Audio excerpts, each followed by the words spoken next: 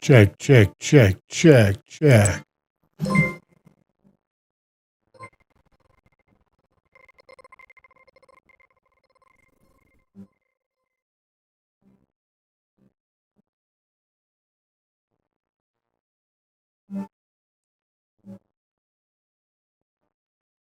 We just happened.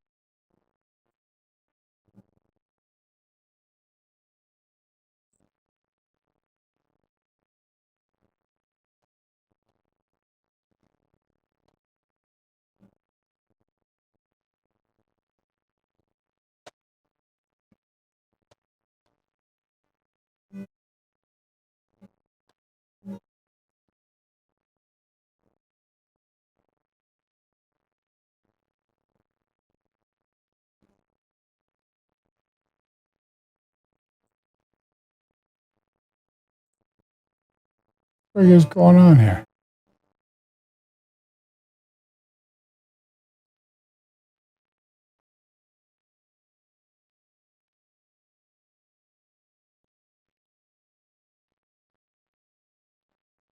Where's the friggin' recording?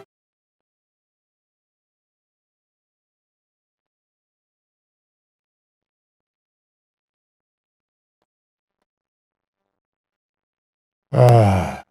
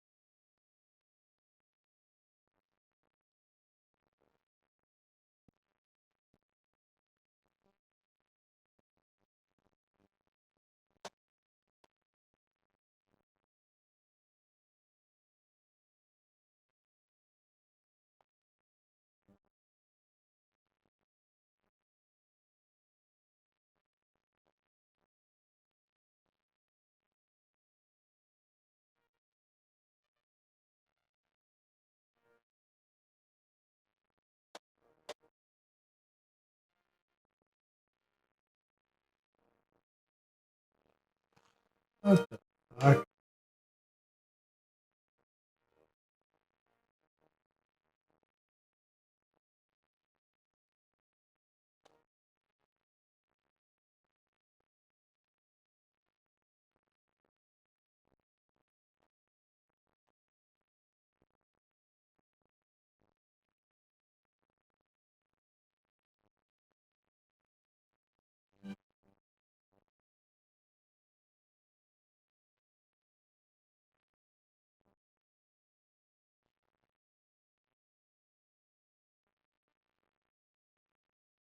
Taking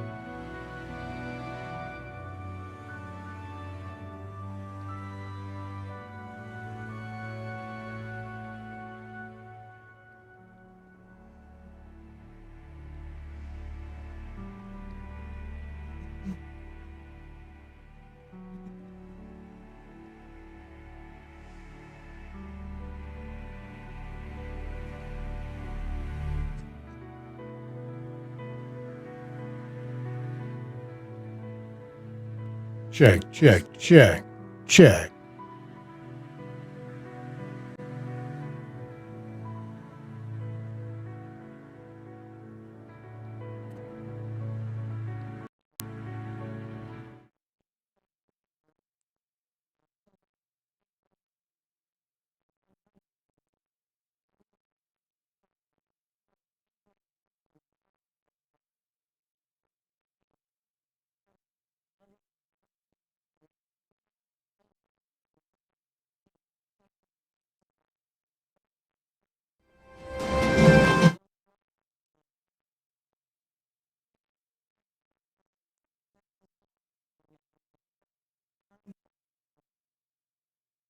Okay, folks, good day. How you doing? Live with Michael J. I hope everybody's doing well. Staying safe. Okay, we're going to start off with a video. And without further ado, let's check it out, baby. Check them out.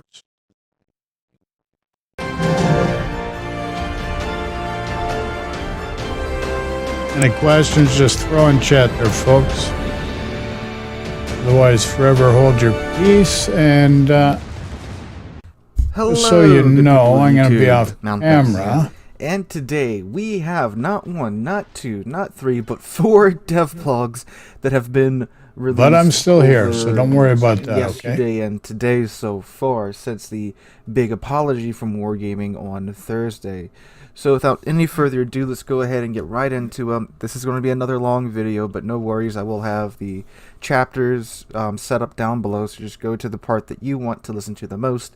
And if I don't hear from you at the end, hope you guys enjoyed and have a wonderful weekend. But here we go. Let's go ahead and get started. I'm going to go in the order that they were released.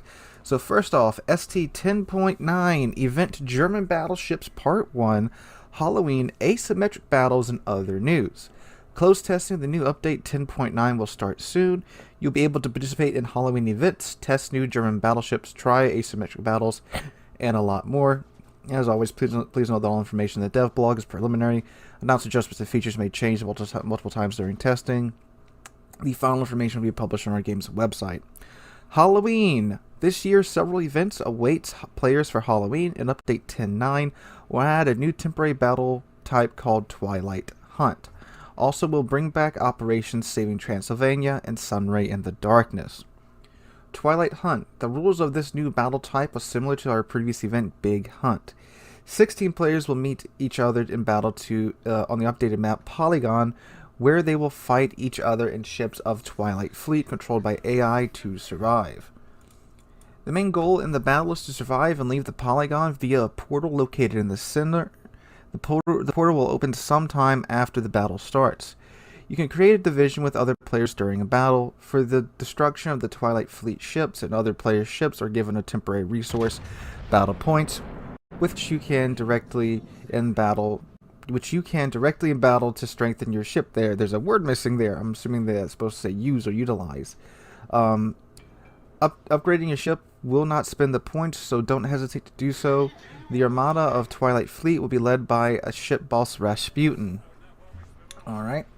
Apart from ships you already know like Valkyrie, Whirlwind, Gale, Avenger, Heracles, and Hector, players will be able to enter battle on monster ships Fangblade, Thornridge, and Lobster-Eyed.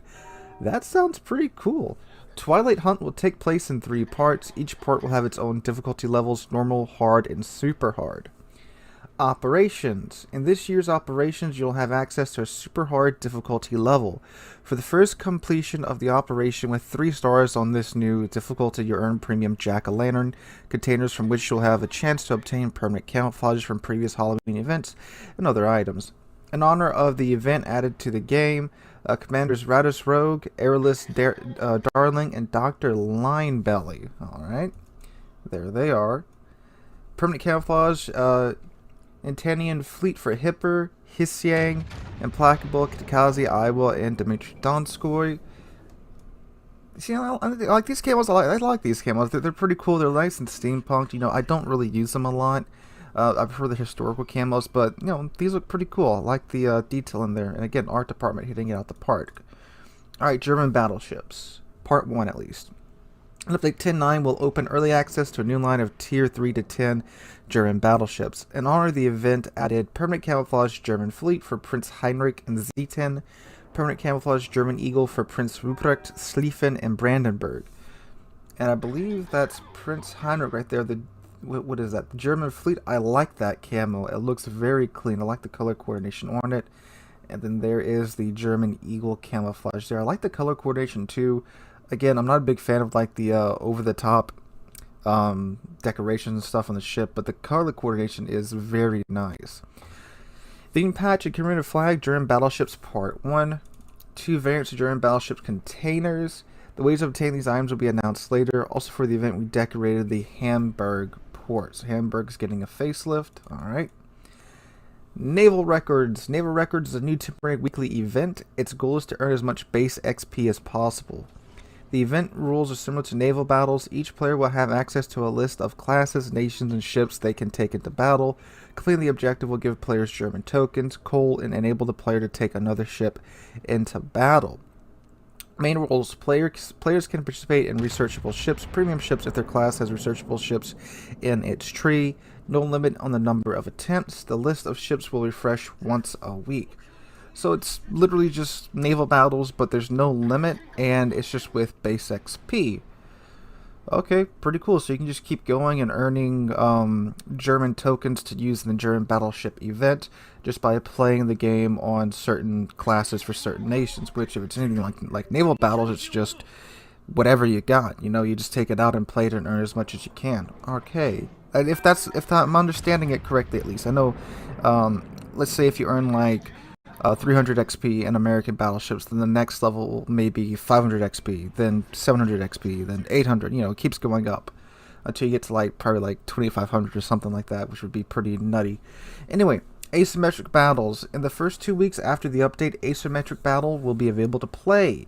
Asymmetric Battles is a temporary battle type in which one team fields a larger number of ships of a lower tier, and the other team has a smaller number of higher tier ships. This year we changed the tiers of ships available to take into battle. Team number 1 will have tier 9 and 10 ships, and they can have 5 to 7 ships on their team.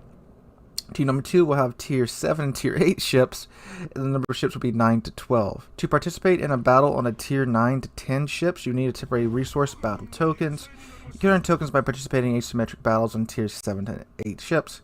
In Update 10.9, asymmetric battles will be available during prime time windows each day. This will help to keep a better balance of teams and will decrease the amount of influence of bots present in battles. Okay, so they upped the tiers. Last time it was, what, 5 and 6 was the lower tier, and then, was it 8 was the higher tier, or was it 7 and 8? I can't remember. So we've basically gone 1 tier up, and what's really funny too is the tier 8 should actually be pretty fine because they're used to being up tiered. The tier 7s facing its tier 10s will be interesting to see. There might be some nice enough shenanigans you could have there. I'm pretty sure you could at least. But interesting to see how this rolls out. Alright, brawls. 2 brawls will take place through 10.9. From 11th till 18th of October with tier 8 ships. From 25th of October to November 1st. More details will be announced at a later date. I'm assuming it's tier 8 ships too for the second one, although they don't include that. Other changes and improvements. Updated display of characteristics of ships and battles. Updated ship stats, which you can bring up by hitting H. Now the information there takes into account all modifiers applied currently on the ship. Added a display of all active equipment and active commander skills above the ship's status windows. That's pretty helpful. Added a notification of changed characteristics once of the commander's talents gets activated. That's nice too. Updated the display of damaged or destroyed modules, fires, and floodings. Okay, so that's actually pretty nice and something that a whole lot of players are asking for, especially with these new commander skills and how like conditional they are and how, well, not difficult, but how confusing they can be at times. That's a nice, good quality of life change there. Okay, new content. The following content was added in Update 10.9. Permanent camouflage, North Carolina Conts for North Carolina, Spindle camouflage, King of the Sea 13 red, and King of the Sea 13 green. Commemorative flags, Tsar of Moscow, King of the Sea 13, and also commemorative flags for Verdi and Marlborough, which we'll get to those in a second. Commander Willie Newman and Special Commander Johannes Mechlin with unique voiceover I don't know who these guys are. Someone please let me know in the comments down below. Container, regular supply. And I think those are the Holloman containers right there as well. The ways to obtain these items will be announced later. We will place the ensign flags on Dresden, Emden, G101, Karlsruhe, Kolberg, Königalbert, Nassau, V25, and V170 to the World War I era Imperial German flag. This flag will also be added to the ships in early access von der Tann, Moltke, Deflinger, and Mackensen. In honor of the 325th anniversary of the Russian Navy, we decorated the port to St. Petersburg, and boy is that really shiny there. Man, does that ship have a lot of flags on it. Whew, alright. Next one. This is only the second one. New ships. British Tier 9 Battleship Marlborough. We're going to go with Marlborough because it looks very similarly spelled to the cigarette. And considering this is a British battleship, I think calling it the cigarette boat would be pretty appropriate. Italian Tier 9 Battleship Giuseppe Verdi, I'm just calling it Verdi now because I'm not sure if I'm saying that first name correctly, have been added to the game for testing. Please note the information yada yada preliminary subject to change. British Battleship Marlborough Till 9. A battleship project from the year 1947 borrowing design principles from Vanguard and King George V. The main feature of the new battleship is her ample main battery consisting of 16 356mm 14-inch guns and 4 4-gun turrets. The ship's less than ideal armor is compensated by the good concealment and the sheer power of her main battery guns. They have a fast reload time and decent range. Please tell me they included the stats here. Oh, they did. Okay, 1 second. Italian battleship Verdi Tier 9. This battleship was developed in Italy by Ansaldo from the year 1936. Verdi was developed using the Vittorio Veneto class as a starting point. Aboard Verdi's decks are installed 9 406mm guns and 3 3-gun turrets. Distinctively from most other Italian ships, Verdi has HE instead of SAP. She also has access to AP shells. Verdi has an improved exhaust smoke generator consumable, which provides the ship with the opportunity to disengage from a heavy enemy fire or reach a favorable position on the battlefield without being detected. This is just Marco Polo with HE, and I bet you better accuracy and reload time. I bet you that's what this is. Alright, so let's look at the stats. So the Marlborough.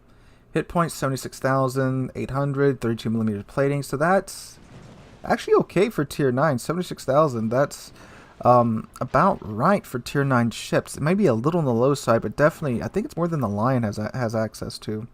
I think, I'm just going off the top of my head, I haven't played the Lion in like forever.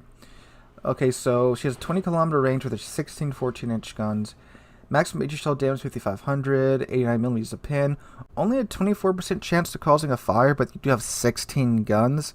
So I do think anything more would be excessive, even by British battleship standards. AP shells, maximum damage 10,500. I'm assuming it has British BB AP for the moment. It doesn't say otherwise, and it doesn't list the fuse times here either.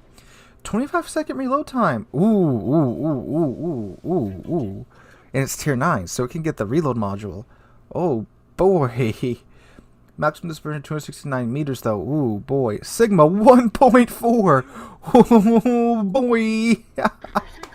1.4 Sigma. Okay, 16 guns with a 25-second reload time. Then you could slap the reload module on top of that. Maybe it might make up for it. Of course, it has the 8x2 133mm British secondaries, the 7km range. So damage con and repair party, no fighter or spotter or anything like that. Okay. Oh, and it goes 31 knots too. And what's its detection range? I said it had a good detection range, 15.4 kilometers. So throw skills and all on there. I think you could get that down to about 12-ish, which is the norm for British BBs. All right, the Verdi. So 69,100 has less HP than the Marlborough, although the armor's better than the Marlborough. All right, 19.1 kilometer range. HE shell damage 5,700. 68mm of HE pin. 36% chance starting a fire. AP shell maximum damage 13,050. Has that hypervelocity 130 meters a second. Italian velocity. 30-second flat reload time. maximum dispersion 253, and a sigma of 1.8. So yeah, just right there. That's a lot more accurate than the Marco Polo. And this is, again, before you build into it, too. So you got all that going for you. So it gets damage con, repair party, exhaust smoke generator. It's active for 80 seconds. And the smoke itself has a 15-second duration time. Reloads 180 seconds, so you can get 3 charges of it. Okay, so the Verdi is, just like I suspected, a more accurate Marco Polo, but instead of the sap, you get the HE. Now, the Marco Polo, it's inaccurate because if you just hit like 2 shells of sap on someone and you hit a portion of your ship that the sap can pin, you're doing like 16k damage to them. And on those god rolls where you get most of your sap shells to hit, you are absolutely god slapping ships for like 20, 30k, again, if they all connect, which is freaking rare in the Marco Polo. Okay, so the Marlboro, it looks interesting. I'm really interested to see how this ship plays out. It looks incredibly derpy, kind of just like a fun derpy ship, maybe a free XP or a coal ship, but we'll see what happens with the Marlboro. I'm really interested in it, though. It's just such a strange thing to see at tier 9. Alright, so we got some more Soviet CV changes along with some other test ships. So this is coming in 10.8. So the Nakhimov attack time of researchable skip bombers decreased from 8 seconds to 6 seconds. The Chikhalov changed parameters for standard bombers. Bomb drop height increased by 30%. Drop time increased by 20%. Attack time was reduced from 8 to 7 seconds. On the Rochester, which is the tier 8 American cruiser, they reduced the main battery reload time. I'm sorry, they increased the main battery reload time from 11.5 to 12 seconds, so half a second change. Von der Tann and all the German battleships from tier 3 to tier 6 had their main battery reload time increased along with their secondary reload time. No, I'm sorry. They had the main battery reload time increased and their firing range decreased on average from about half a kilometer. And their main battery reload time was increased on an average of 1 to 2 seconds. I don't want to go through all of them. There's 10 of them. And we're already almost at a 30-minute video. Okay, but the Heinrich, though. So for the Heinrich to the Rupert, the reload time of the secondary guns was also increased as well from about half a second for both the 105s and the 150s, okay? And the Schlieffen had her health increased from 70,600 to 76,000, and the maximum main battery firing range was decreased from 20 to 19.8. Alright, so some shifting around in some of the numbers of the German BBs. From what I've seen, they're actually really strong. The secondaries are just 105s and 150s, but they are insanely accurate for what I've seen, especially with the new commander skills. So it's sad to see, but from what I've seen in game, it was honestly kinda needed. They haven't messed with the accuracy of the secondaries at all, just the reload time for some of them, and the main gun accuracy as well. But again, from what I've seen, they are really strong. All right. So the Karl von Schoenberg, which is the tier 6 German DD, the maximum HE shield damage was decreased from 2200 to 1750, and she lost a percent on her fire chance. It's now down to 11%. Incomparable. Changed the parameters of the engine boost consumable. Maximum speed bonus decreased from 10% to 8%. Poor incomparable. She was started as a really just nutty ship. I mean, she's still incredibly nutty. This is the 20-inch British super cruiser, well, battle cruiser, I should say. It's a battleship, you know, because we don't have a battle cruiser slot in game just yet. So now she's a little bit slower with her engine boost. Okay. The Golden Lion, the tier 10 Dutch cruiser, main battery reload time decreased from 16 to 15 seconds. And the Carnot had her firing range increased from 18.1 to 18.6 kilometers, and her Sigma back up to 2.05. This is the tier 9 French super cruiser. And they increased the secondary battery range on the Bearn, which is the tier 6 French CV, from 5 to 5.6 kilometers. Okay. Last dev blog. Might get through this in under 30 minutes. So, they changed the parameters of submarines. So, let's see what they changed. Submarine Changes. Ascending submarines could strike their torpedoes point blank, causing considerable damage firstly to destroyers. Adjusting submarine torpedoes' arming time would make interacting with them more like with torpedoes of surface ships. Increased submarine dive capacity depleting when detected did not affect its gameplay significantly. We decided to increase dive capacity depletion to allow ships opposing submarines more efficiently, forcing them to operate more carefully, prevent impacting of efficiency of the class negatively. Dive charge recharge rate was increased. Okay. Decreasing of detectability after emitting a sonar ping will highlight stealthy submarine gameplay. With changes to hydrophones, operating range, and action time, submarines would affect the gameplay of enemy U-boats less. Reducing consumable reload time would allow bearing enemy ships more often, coordinating actions underwater respectively. Okay, so it sounds like they're increasing the arm time of the torpedoes, so submarines can't do the surface for a second, fire torpedoes at point blank range, and then just dive back underneath. And this is something that I did quite a lot. I think I've showcased it a couple of times. Unfortunately, I don't have any submarine footage to show you because their ranks over with, and I didn't catch any more submarines. You know, I was unlucky in the random bundles, but they would surface like right next to the ship, hurry up, fire all the torpedoes, and go back underneath the water really quickly. I mean, really quickly, but you can normally get a shot or two off, but normally not enough to destroy the submarine.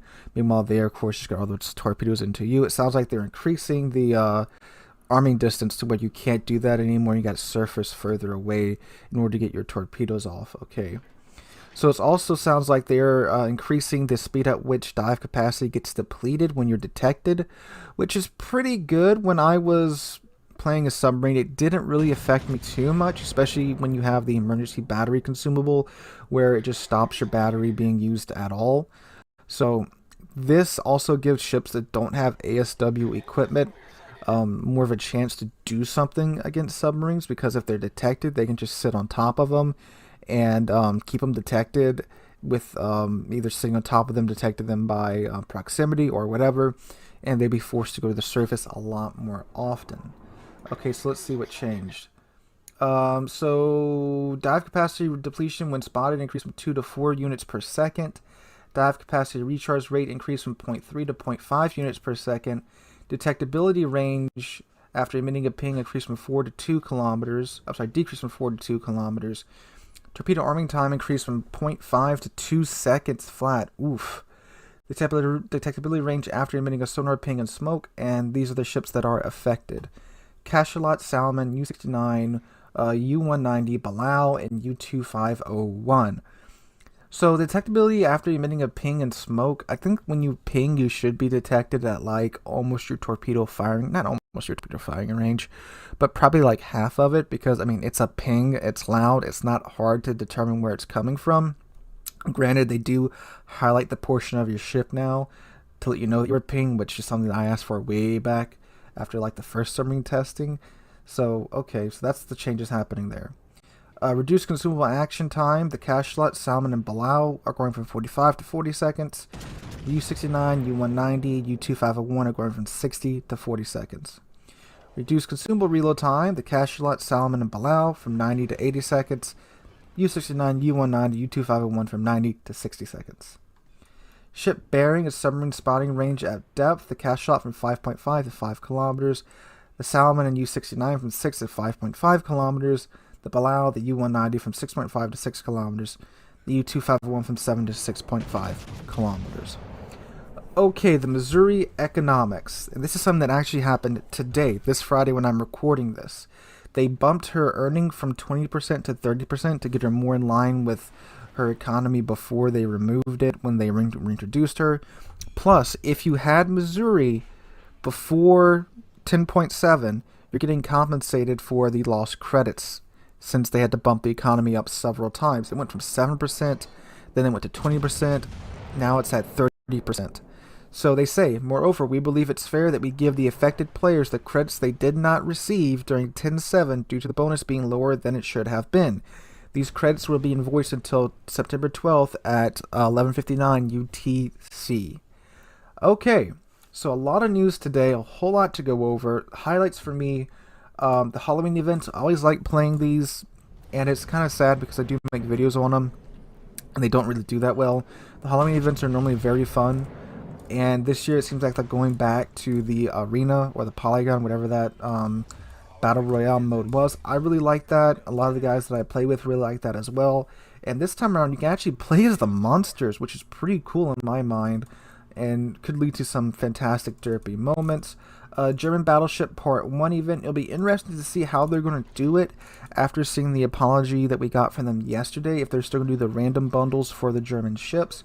Or what they might do is, since we have these, what are they calling it now, Naval Records instead of Naval Battles, maybe this is just how you're going to get your German tokens, and the only way to get the ships will be through the German tokens in the armory.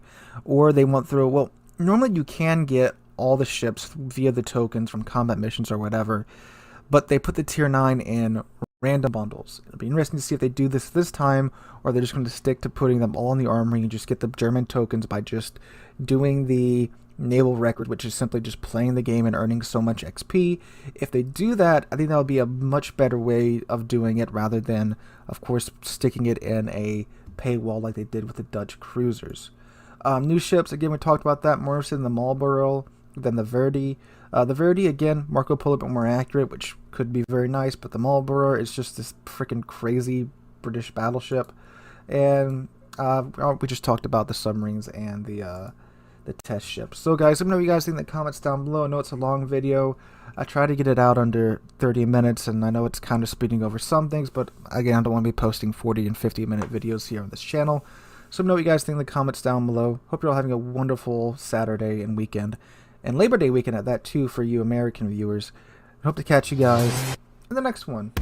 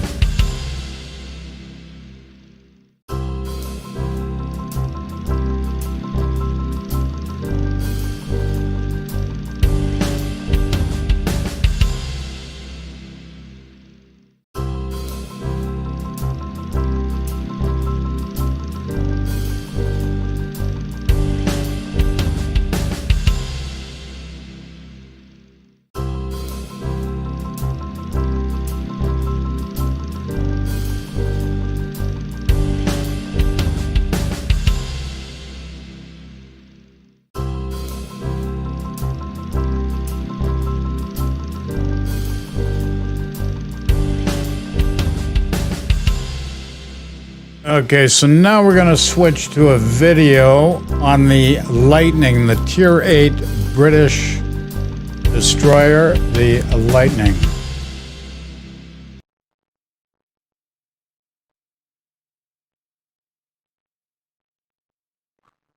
Folks, and welcome back to World of Warships with Rear Admiral Jingles, where in today's video, Owedell here in the Tier 8 British destroyer HMS Lightning in a Tier 8 ranked battle on the Shards map is...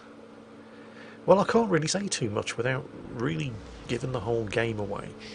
Suffice to say that in, is it nearly 6 years now of playing World of Warships? I've never seen a match play out the way that this one does.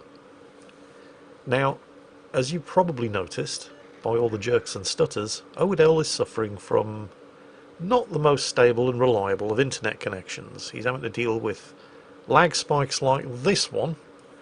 Yeah, that one was pretty nasty, at regular points throughout the course of this battle. So just bear that in mind. In case you're wondering, yes, this is the North American server, so yeah, that probably means his internet's being throttled by Verizon or Comcast or whoever runs the ISP monopoly wherever it is that he happens to live. I think right about now would probably be a good time to remind everybody that World of Warships is supposed to be a free-to-play game. And HMS Lightning here is a free-to-play ship. It's not a premium, you don't have to spend a penny in order to get to it, and it's a rather good ship. I mean, call me biased. I was in the Royal Navy, but I do like the British destroyers in general, and of course HMS Daring at Tier 10 is absolutely fantastic, but down here at Tier 8 the Lightning is pretty damn good. Check out the Stealth, for example, 5.5 kilometres. That's phenomenal. Now, she definitely doesn't have the longest range torpedoes in the game by any stretch of the imagination, but with a range of 8 kilometres it works, because you've got that 5.5 kilometre stealth with a concealment mod and the concealment expert skill on your captain, so you can stealth torpedo in this thing. Plus, Royal Navy ships also enjoy the ability to ripple fire the torpedoes, or in other words, fire them one at a time. Although, be aware that the torpedo launcher will not start reloading until all torpedoes have been expended from the launcher. This isn't like an Italian auto-reloading tank in World of Tanks. You have to get rid of all of the torpedoes before the reload starts. Oh, that is a very, very unfortunate position to be caught in for the enemy Akazuki. The friendly Edinburgh, I don't know if you saw it in chat at the beginning of the battle, but they're communicating with each other, which is a rarity, almost as rare as an Edinburgh with radar. Although not so rare on the North American server. I do notice people actually communicate effectively amongst their teammates more on the North American server than I see it on the EU server. Although that's almost certainly because of the lack of an effective language barrier on the North American server, where pretty much everybody speaks English. And while many people speak English on the EU server, you can't get around the fact that there are, I don't know, how many different native languages in Europe? 20, 30, more? Couldn't say. Oh, that was a bit of an error. Yeah, the British smoke screen. You get a lot of charges on the British destroyer smoke, but it does not last long. Barely more than 30 seconds, and he managed to... Actually, he's gotten away with that. More or less. You must keep an eye on the smoke screen timer in a British destroyer, because the smoke barely lasts 30 seconds. You do get to compensate for that by having more charges than other ships' smoke screen generators, but it's really not a I'm going to sit here and farm a target for the next minute and a half smoke. It's a sort of get out of jail free card. And Oedel, I'm pretty sure, didn't realise that the smoke was about to expire, and he got caught in open water. And he got away with it. He didn't take a huge amount of damage. Oh, there's those lag spikes again. Not good. Things are going pretty well, though. As long as his internet connection stabilises. They've managed to nail the enemy Akazuki, so somebody got first blood. As a whole, the team decided at the beginning of the match that they were going to go for Bravo, the central cap in the middle of the map, and then from then figure out whether to attack, defend, or whatever. The enemy team do have control of Charlie up to the north. Oedel's team have just grabbed Bravo, and at the moment nobody is contesting Alpha down to the south. Oedel popped his view out there between shots, and there's a very, very suspicious looking smoke screen just parked around the corner of Capture Circle Charlie. So, at least one of the two surviving enemy destroyers is up there. Actually, let's take a look at the minimap. Yep, the other surviving enemy destroyer is all the way down to the south. And that was the Ognavoy, which means the other Akazuki is nearby. The team have just lost their Lo Yang, but, well, it's only one kill each, and both teams have one cap, so this could still very easily go either way. Quick word about the Lightning's guns, by the way. 6 guns in 3 turrets, 2 guns per. And the Lightning is the first British destroyer that has turrets that can rotate a full 360 degrees. So if you're engaging a target on the starboard side, and then you have to quickly switch fire and engage a target on the port side, you don't have to wait for the turrets to rotate the full 360 degrees. Instead, they can just quickly skip from one side to the next. Meanwhile, Oedel's looking for that Akazuki. Torpedoes. Yeah, the Akazuki is still inside that smoke screen. Or he was when he launched the torpedoes. If he's got any sense, yep, he's bugging out. There's not going to be a kill here, but he's going to be able to do some damage. Unfortunately, the smoke screen isn't really going to be that much help to him, because at this kind of range, even if you are in a smoke screen, the Akazuki, which has terrifying firepower, by the way, for a Tier 8 destroyer, well, he doesn't have to be particularly accurate to be able to blind fire you in the smoke. because he's so close. He just watches for your shell tracer and aims at where you last fired, and he's probably going to hit. The Akazuki, however, wasn't interested in remaining spotted. He's bugged out into cover behind the island over there. Unfortunately, the team have just lost a battleship. So things are starting to go badly. Although, on the bright side, they do now have 2 of the cap circles, and they're about to finish taking control of the 3rd. There we go. Good job, OWS. So you win some, you lose some. You've lost a battleship, but you do have all 3 of the caps. And that points lead is really going to start racking up. There goes the Akazuki. Gets a couple of shots at him, but that's it. Doesn't want to hang around, although he has managed to go undetected. A couple of partner shots there from the Umagi as he kites away. He's not interested in getting any closer to a whole bunch of islands that may be concealing a sneaky destroyer. And OWS, with his job here at Charlie complete, is heading south to see how he can best back up and support the rest of his team. Unfortunately, they have just lost their Edinburgh, so there goes the team's radar. Now, the enemy team do not have a radar. There's only actually 1 cruiser on each side in this battle. But what the enemy team do have is a hybrid cruiser, the Toner. Toner took part in the Battle of Midway, and arguably it was the Toner's scout aircraft that led to the Japanese loss.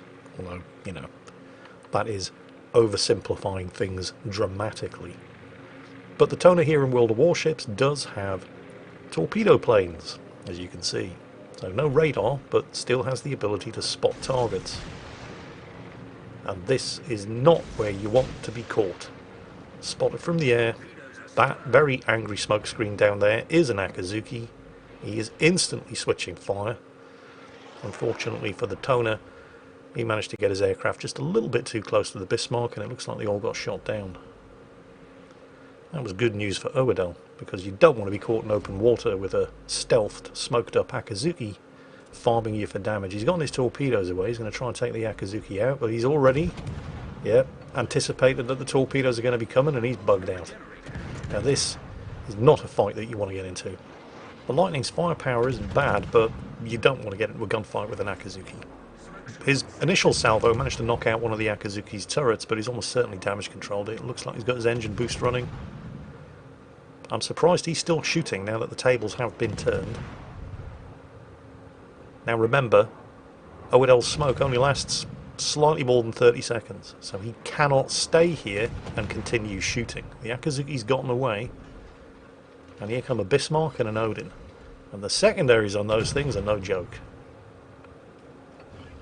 And, well, if you see a German battleship, tier 7 or higher, you kind of have to assume that they've gone secondary build. At least until proven otherwise. And with the smokescreen expired, he's exposed, there's the Odin, there's the Bismarck, the Akazuki's popped back up again. He is definitely taking the wisest course of action here and noping the hell out of there. Managed to get some shots off, took minimal damage in return, while getting showered with secondaries from the big Germans. Speaking of the big Germans, the friendly Bismarck up to the north is now almost certainly doomed.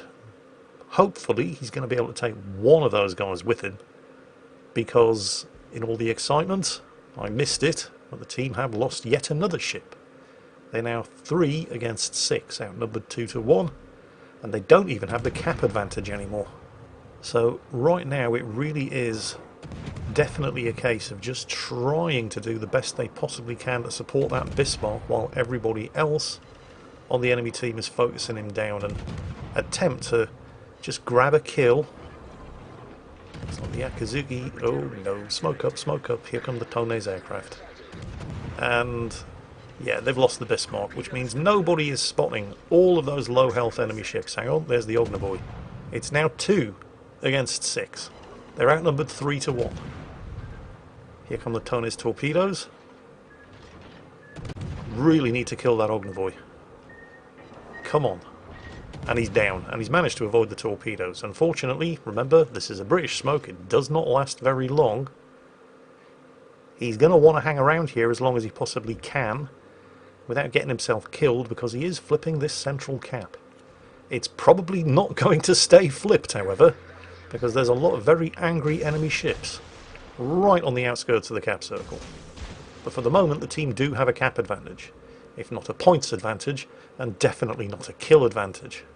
The friendly Akazuki down to the south, his only surviving teammate, is trying to flip capture point Alpha, and he has done it, but there's no way they're going to hold on to Charlie, and it's extremely unlikely that they're going to hold on to Bravo either. He's dumped his torpedoes. Unfortunately, German battleship, German hydro, saw them coming a mile away, still manages to land one, possibly two. Two. I think it may just be worth shooting and giving your position away here, because you absolutely, definitely need to start sinking enemy ships, and that Bismarck must die. Smoke back up again. Very, very short cooldown on this smoke, by the way, but this is his last charge. Once it's gone, it's gone. He got the Bismarck. Right. Let us not hang around blind inside this smoke screen. The Akazuki isn't going to be doing any spotting for you. Speaking of Akazukis, there's a very suspicious looking smoke screen over there. That will be the enemy Akazuki. It's imperative that he gets eyes on something, because the enemy have just flipped Charlie, and they've just flipped Bravo. Which means that Owedel's team can very soon expect to kiss goodbye to the points advantage that they're currently enjoying over the enemy team, which right now outnumbers them 2-1. He must spot something so that the Akazuki down to the south can assist. Unfortunately, do you remember those lag spikes that Owedel was suffering from? They're about to get much, much worse. Yeah, that's not a lag spike, Owedel. That's something an order of magnitude worse. Yep, his router just died when it's him and one surviving teammate against 4 enemies. One desperate router reset later, by some miracle, he's not dead. Probably because when he lost control of his ship and the game crashed, he was heading straight for that island rather than around the corner and into the torpedoes launched by that very suspicious looking smoke screen over there. They're still ahead on points. The friendly Akazuki is playing cat and mouse with an Amagi down to the south, which leaves an Akazuki, an Odin and a Tone still unaccounted for, although judging by the rapidly dispersed smoke screen over there, the Akazuki probably isn't going to be too far, and unfortunately it's the Tone's aircraft that are going to be the big problem. Because even if they don't hit you with torpedoes, they still spot you for everybody else, like our little friend in the Akazuki over there. Now, the Tone's aircraft as a hybrid cruiser/carrier have attracted some criticism for being ridiculously fragile, and they are. They're very easy to shoot down, unless you're in a lightning, despite the fact that these 120mm guns are dual purpose and also count as part of your anti-aircraft battery. They are terrible. And he's struggling to even deal with something as notoriously fragile as a Tone's torpedo bomber squadron. Now, RPF is telling them there's somebody on the other side of that island. Now that was the Tone's last drop, so he's not going to be air spotted for much longer. The problem here is that he's been forced to sail a predictable course in order to thread the needle between those torpedoes, which means the Akazuki and the Tone are able to land some remarkably accurate blind fire on him. And then he gets hydroed. Just when he thought he was about to catch a break. He's respotted, he's being focused down again. Oh, and his engine's been knocked out. Fortunately, he does have the last stand skill. If you can just get behind that island. He's about to go out of line of fire, so there's no harm in getting some sneaky shots off against the Tone on the way. And he's undetected. Well, that was close. 5 minutes left. They're still 150 points ahead, but that can change very quickly. Alpha's being flipped. They only hold Bravo. They're not likely to hold on to that for too much longer. And of course, he has to re-spot the Tone for the Akazuki. His engine's back up. And there's the enemy Akazuki. He has to kill him. He's about to get detected anyway. He does outspot the Akazuki. And he's got him. That was totally worth the risk. He's managed to keep the Odin on the far side of the island, so he's only really had to fight one ship at a time, and that of course is absolutely the way to do it.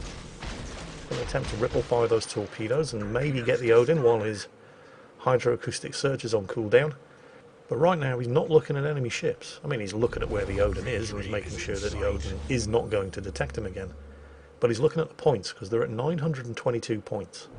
The kill on the Akazuki certainly helped, and it's bought them some time. But they don't have any cap circles. The enemy have Alpha and Charlie, and they're in the process of flipping Bravo, so there are no more points coming in unless they can kill things. And that is by no means guaranteed when you're on as little health as this. So the important thing to do now is to get some more points coming in, and that's why he's heading for Cap Circle Charlie. That means that the Akazuki is on his own at the moment. But he needs to be careful because the Odin's Hydro is going to come off cooldown soon. Also, the Akazuki is caught between the Odin and the Amagi. So the Akazuki is heading east away from the Amagi. But take a look at the minimap. He's having to divert to the south in order to stay out of hydro range of the Odin there. And if he gets spotted now, the Amagi's going to have shots at him. Oedel again, using the island there to get some sneaky shots off against the Odin without giving his position away. The Odin's launched his spotter plane. He's managed to get some capture resets off, but you do have to count on the Odin being able to take that cap circle. The Akazuki's resetting them as well. I guess it's just a question of how badly the Odin wants that cap. He definitely needs it. His team's nearly 300 points behind, and there's 2.5 minutes of the game left. Then again, Oedel definitely needs this cap circle. And unfortunately, that's kind of what I was afraid of. I mean, a good news, bad news situation. Oedel has just earned the High Caliber Award, and he has taken the cap. But while the Akazuki was resetting the Odin down there in Bravo, he was being lit up and the Amagi managed to get him. So that is really bad news. Not just because Oedel is now the last surviving ship on the team with only 1,237 health left, and he managed to get another sneaky cap reset off there, but the loss of the Akazuki has given the enemy team some badly needed points, and they're now only just over 100 points behind, with one cap in the hands of each team. Oedel, however, despite the juicy target that the Odin is presenting there, is not dumb enough to start shooting at him and give his position away. He's winning. He doesn't need to win any harder than this. Are any of those torpedoes going to hit? A kill here would be absolutely fantastic. Oh, no, they didn't have the range. The Odin did not take the bait, and he has flipped that central cap. There's 1 minute and 20 seconds left. If you can sink the Odin, that would be great. But he's going to have to be really, really careful about it. Because he doesn't know where the Amagi is, and the Amagi is a fast battleship. And if the Amagi is headed east, even if Oedel could fire over the island here and make sure he isn't in line of sight of the Odin, he may be in line of sight of the Amagi. And he cannot afford to take any damage.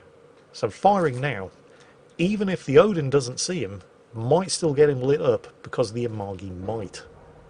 But the thing is, he doesn't need to. There's only 40 seconds left. And he has a 100-point lead. So all he really needs to do now is turn around and get out of there. He's not a particularly fast destroyer, but he's fast enough. Oedel is one of that rare breed of World of Warships players who's happy to just win instead of win even harder. He doesn't need to kill the Odin. I mean, it'd be nice if he did. Oh, and I think he might. I think the Odin's Hydro has run out of charges because he's been using it well this far, and those extra points were all it was needed for Oedel to win this one, despite losing his connection halfway through the game and being outnumbered 3-1. And he won it just as hard as he needed to, and not 1 inch more, and did it with over 3,000 base experience as well, which is an impressive achievement by anybody's standards. So, Oedel, well done. Thank you very much for sending that one in. Everyone else, I hope you enjoyed it. And as always, take care, stay safe, and I'll catch you next time.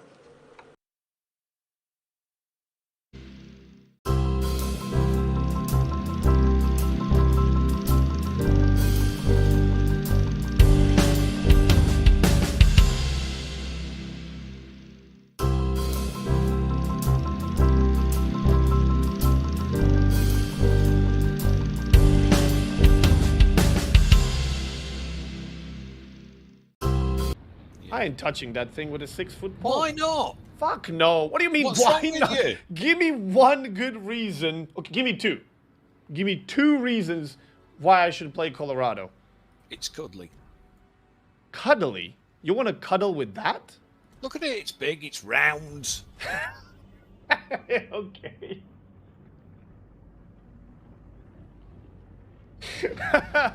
It's big and it's round. I see where you're coming from. Yeah. Well, if we're You know- doing a failed division like that, I'll even up the stakes. Do you not think that this is one of the top tier battleships at tier 7? Oh God, sometimes I don't know, man. What do you mean leave division? I didn't click leave division. What the hell? But if you like big and round, then I'll make you jelly. Oh, go on then. What have you got? You'll take your woman out, and then I'll. Oh, you're not. No, you are you? Will you? No. Go on Yes. then. Yes.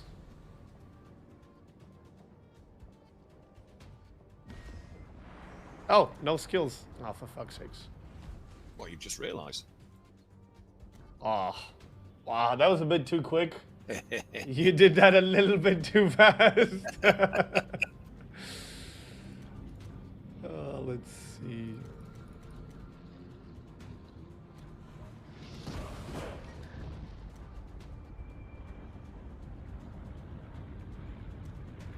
Okay. There we go. You see, Rico Stench has just absolutely nailed things with Colorado, but it accidentally in the wrong way around. What Rico Stench has said in chat here is, it's okay once it arrives at the battle scene.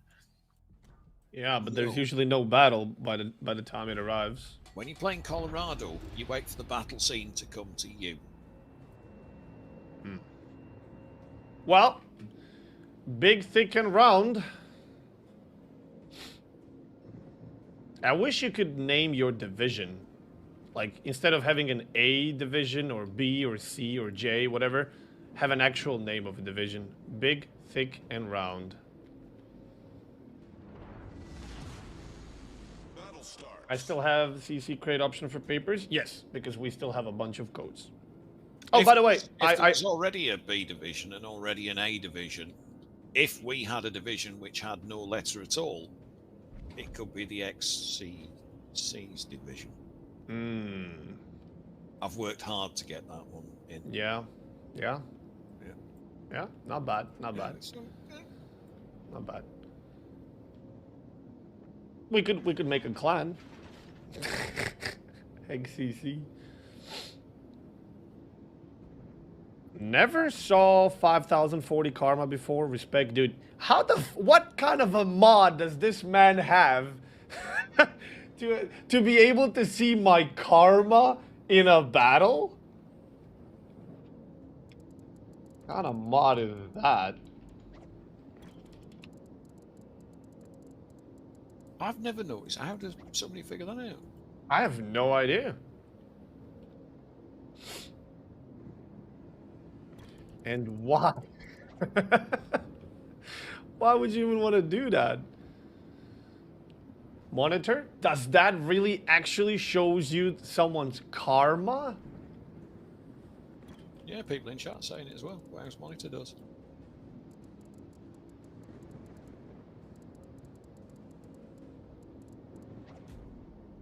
Wow. So, are we moving yet? I think so, yeah. The water's kind of gone white around the edges. That's usually a good sign. Okay. That's good. I wasn't sure. Is it like Earth rotation or...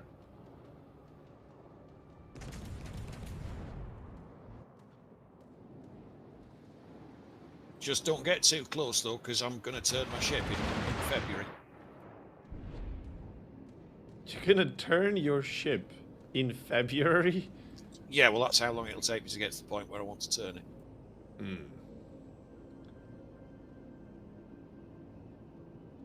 Can you explain to me why this Leander smoked, by the way? Explain what? Why am I currently sitting in Leander's smoke while he's 4 kilometers ahead of us? I don't know.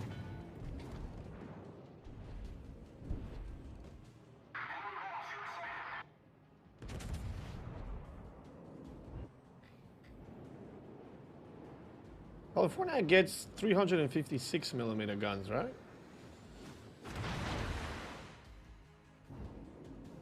Is that correct, chat?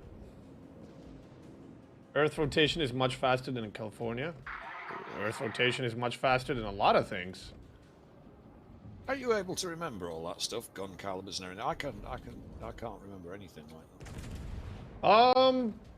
I stopped trying to memorize a bunch of things recently, but all the older stuff, I guess.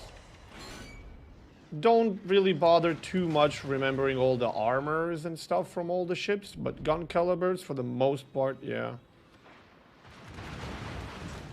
That's one of the things that's good on Colorado, the 406mm guns for a tier 7, but that's literally where the good stuff stops. I do feel it was given a buff recently with this black and white camouflage. Oh, the camo gave it a buff? Well, just it looks nicer. Oh yeah, that's... Yeah. Makes all the difference in a battle. What is this Bismarck doing? Making sure I actually have some damage before this game ends, I guess. Oh! Ow! That hurt. Yikes. Big, thick, and round, and armorless, apparently.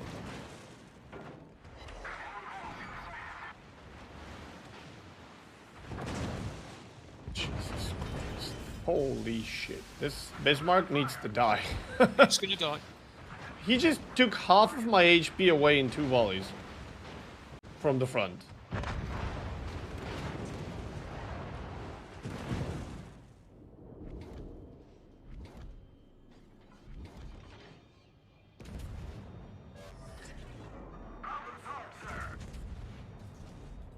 What is that accuracy?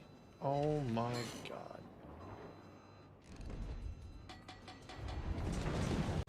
I knew it. Son of a... Goddamn Takal. What's happened? He light me on fire with the last shell over the island, and now I'm losing HP for no reason. When I was basically already safe.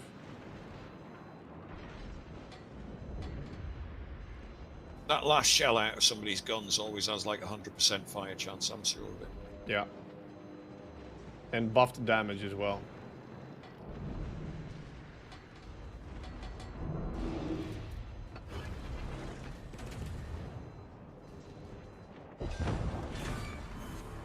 Enemy battleship foundered.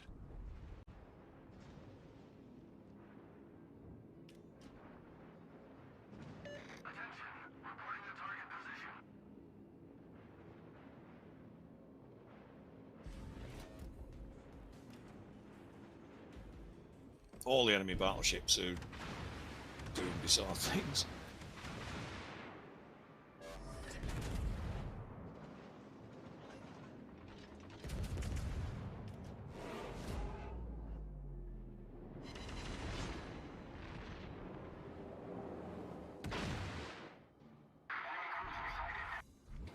We need to focus on that Takal. Get him out of the way. And then this side is completely clear. Last shell equals 120% fire chance for automatic citadel. Yeah, it always seems to be the case, isn't it? Last shell, and especially last volley. When you see that somebody fired before they exploded, you better be sure that volley is gonna hurt.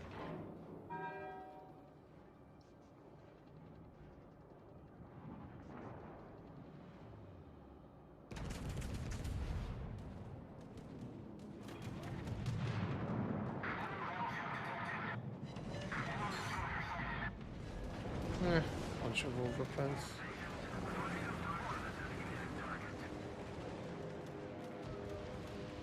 Turpitz is dead. Hey, Leander dropping smoke for me again. The hell is going on?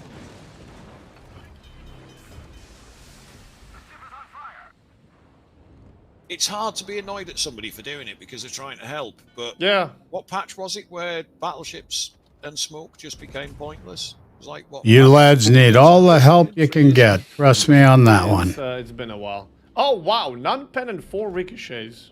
Oh, great.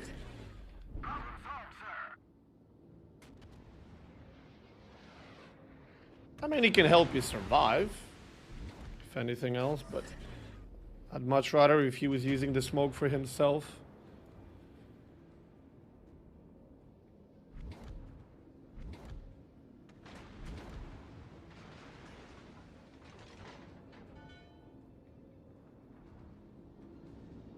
I'm spotted.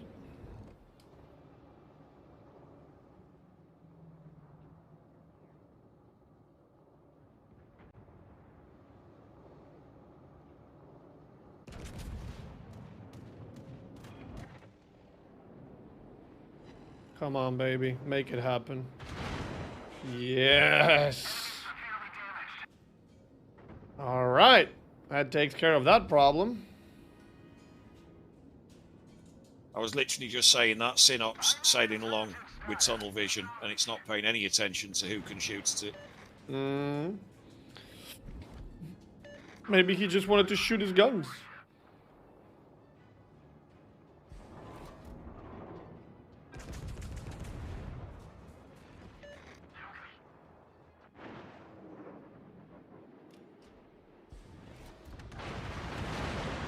I've got a destroyer lurking somewhere around here. It's Oh, there it is. amazing. It's amazing to me, like when you fire your guns and then you're following your shells, and you can see that every single one of them is gonna miss. It's gonna fall everywhere around the ship, like in the movies, you know, when somebody's standing next to the wall and then they shoot the wall everywhere around them. Absolutely amazing. Enemy battleship sunk.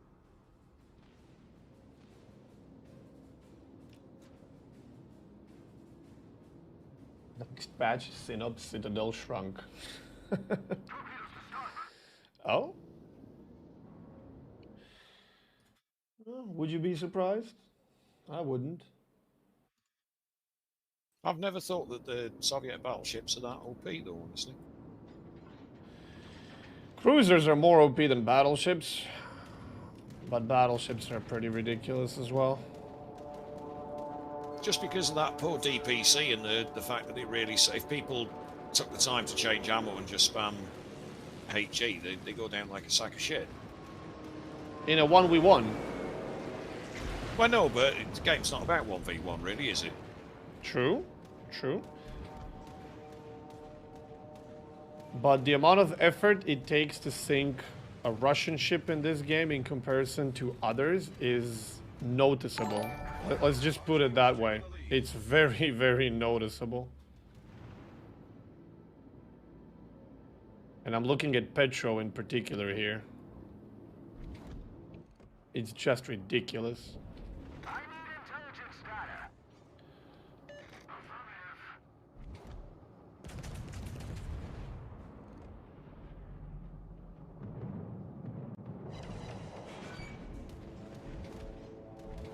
Torpedoes, dead ahead. Huh. He took way too much lead with those torpedoes. Bruh, I ain't that fast. When speed or lack of it works in your favor. Need to stop you there. You're not allowed to say bro, bra, or bro. Oh? Why not? Oh, it's just awful. Awful? Why? What's awful about it? Just, it is. Are you Maybe more it's- of a mate kind of guy? Yeah, mate, Wow. well, but... Mate. It's a pretty ridiculous word when you think about it. And bra isn't. Oh, I'm not saying it isn't. But, Or bruh. yeah. But mate is. For sure. Our victory is in sight. See, now don't tell me you've not had fun. No, I'm just thinking how I'm a little bit jelly that you get to shoot that carrier and I don't. Yeah, well...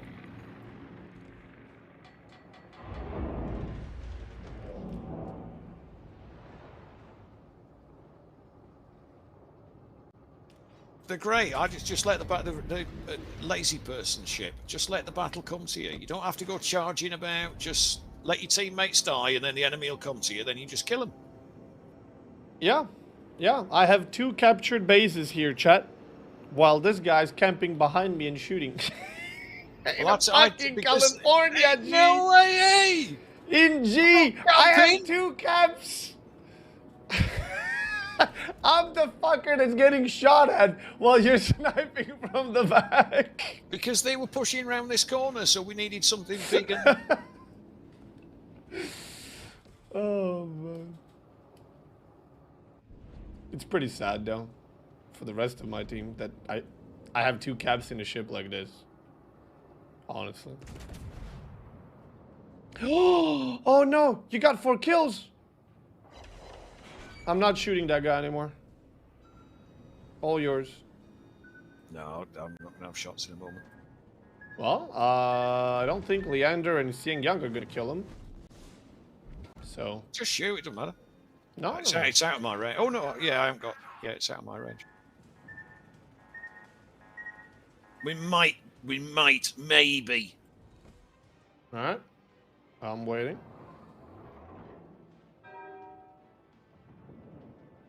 No, it's out of range. Alright. Oh, Nagato? Where the hell was that from?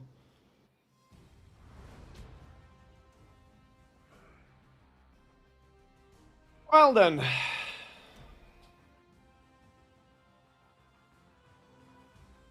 First 2 in the team. Mid tier. It's easy 2K games. Just let the enemy come to you. Yeah, it's like a love boat. Just wiggling on the water. Well, Apparently, fire team's got a patch, so we need to bear that in mind. GG, I guess.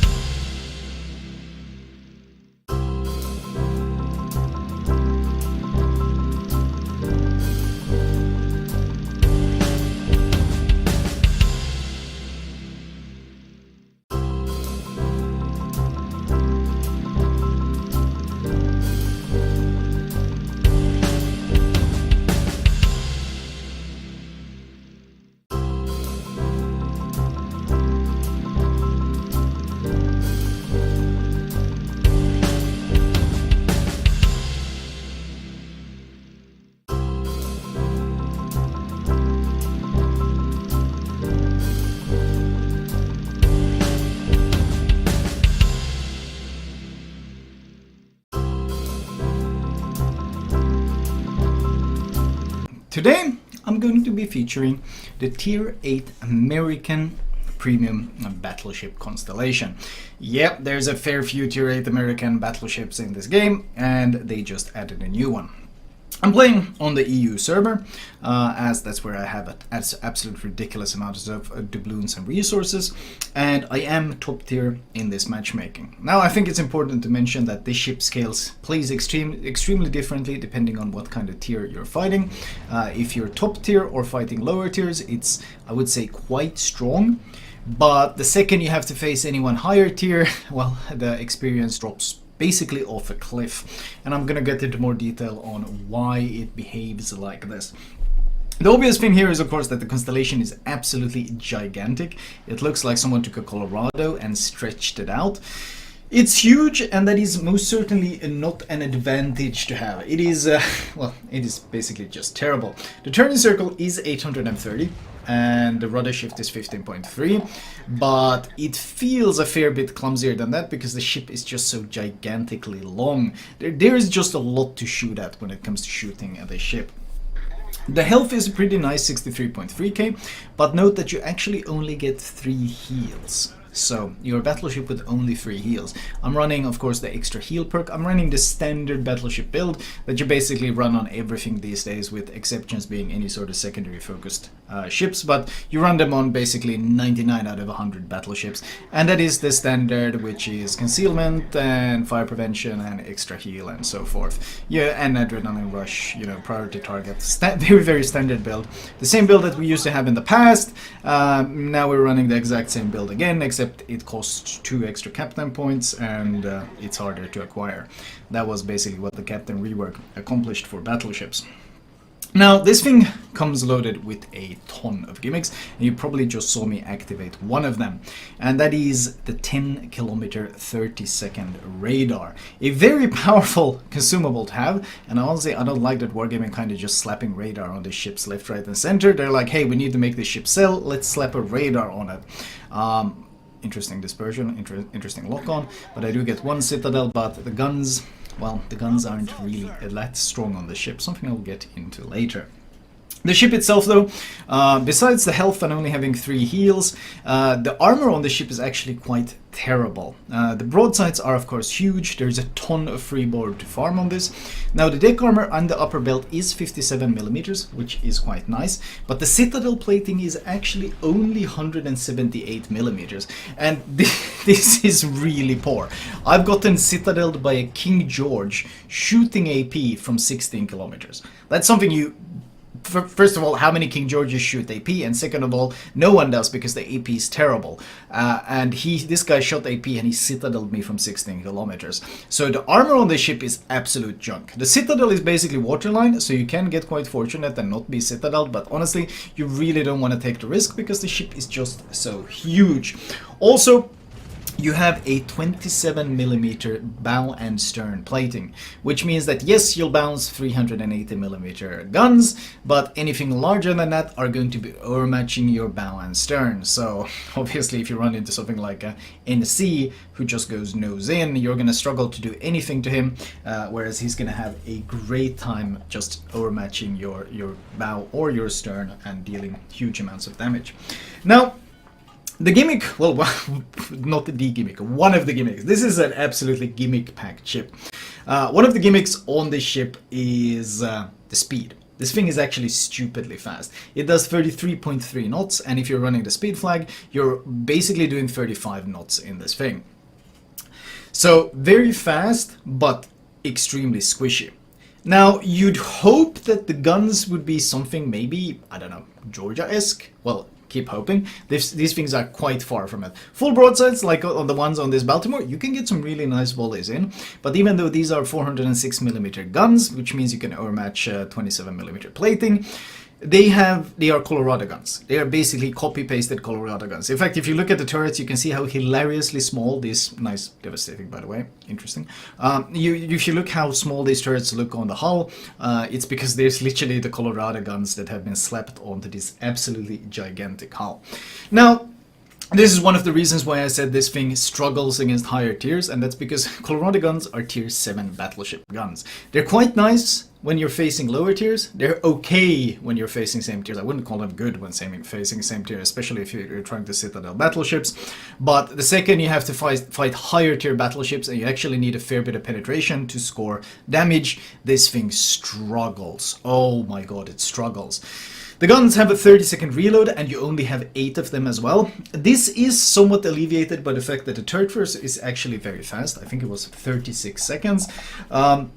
And you, of course, have battle cruiser dispersion, since this is some sort of weird version of a battle cruiser. So you do have battle cruiser dispersion available on the thing. So this kind of helps alleviate. The dispersion helps, and the caliber somewhat helps alleviate the fact that, well, the reload isn't anything special, and the AP performance most certainly isn't anything special.